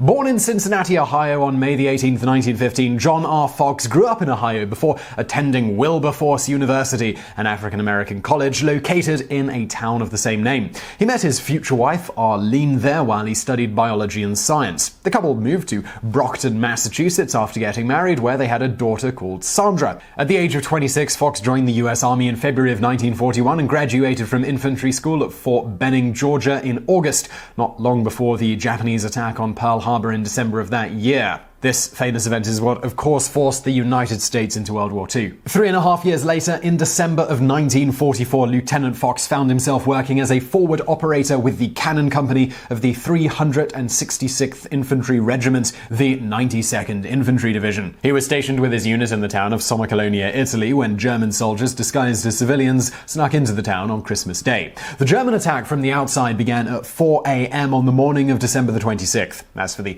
enemy soldiers who'd infiltrated the town the day before, they bolstered the attack, and combined the 2 groups managed to quickly overwhelm the American soldiers. However, when the outnumbered American soldiers began their hasty retreat, Lieutenant Fox volunteered, along with a few Italian soldiers, to remain behind as eyes and ears in the town. Fox's job was to direct the artillery stationed outside of the town against the German troops, with the hope that it would slow their advance long enough to allow for a safe retreat and reformation outside of the town. So while the American soldiers retreated, Lieutenant Fox stationed himself on the second floor of a building in a spot that allowed him to see the approaching enemy.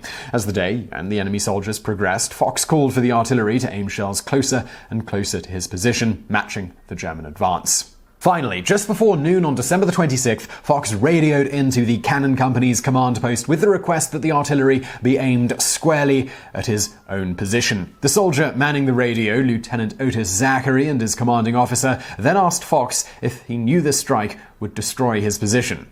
Fox's reply was simply, "Fire it."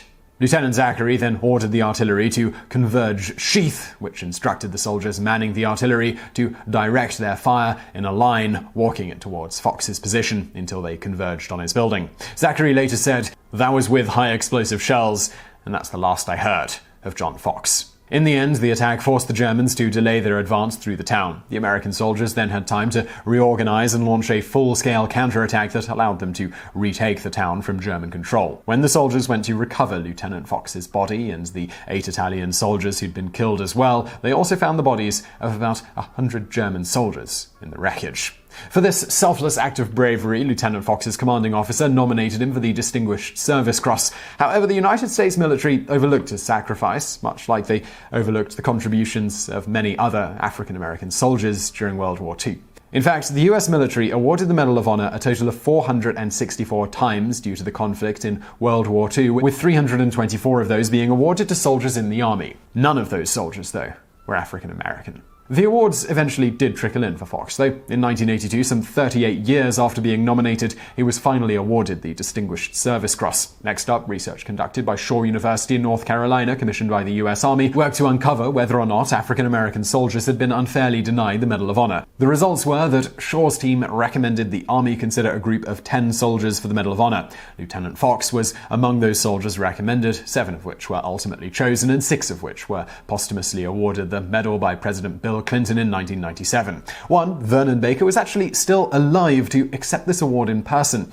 As for Fox, his medal was accepted by his widow, Arlene Marrow.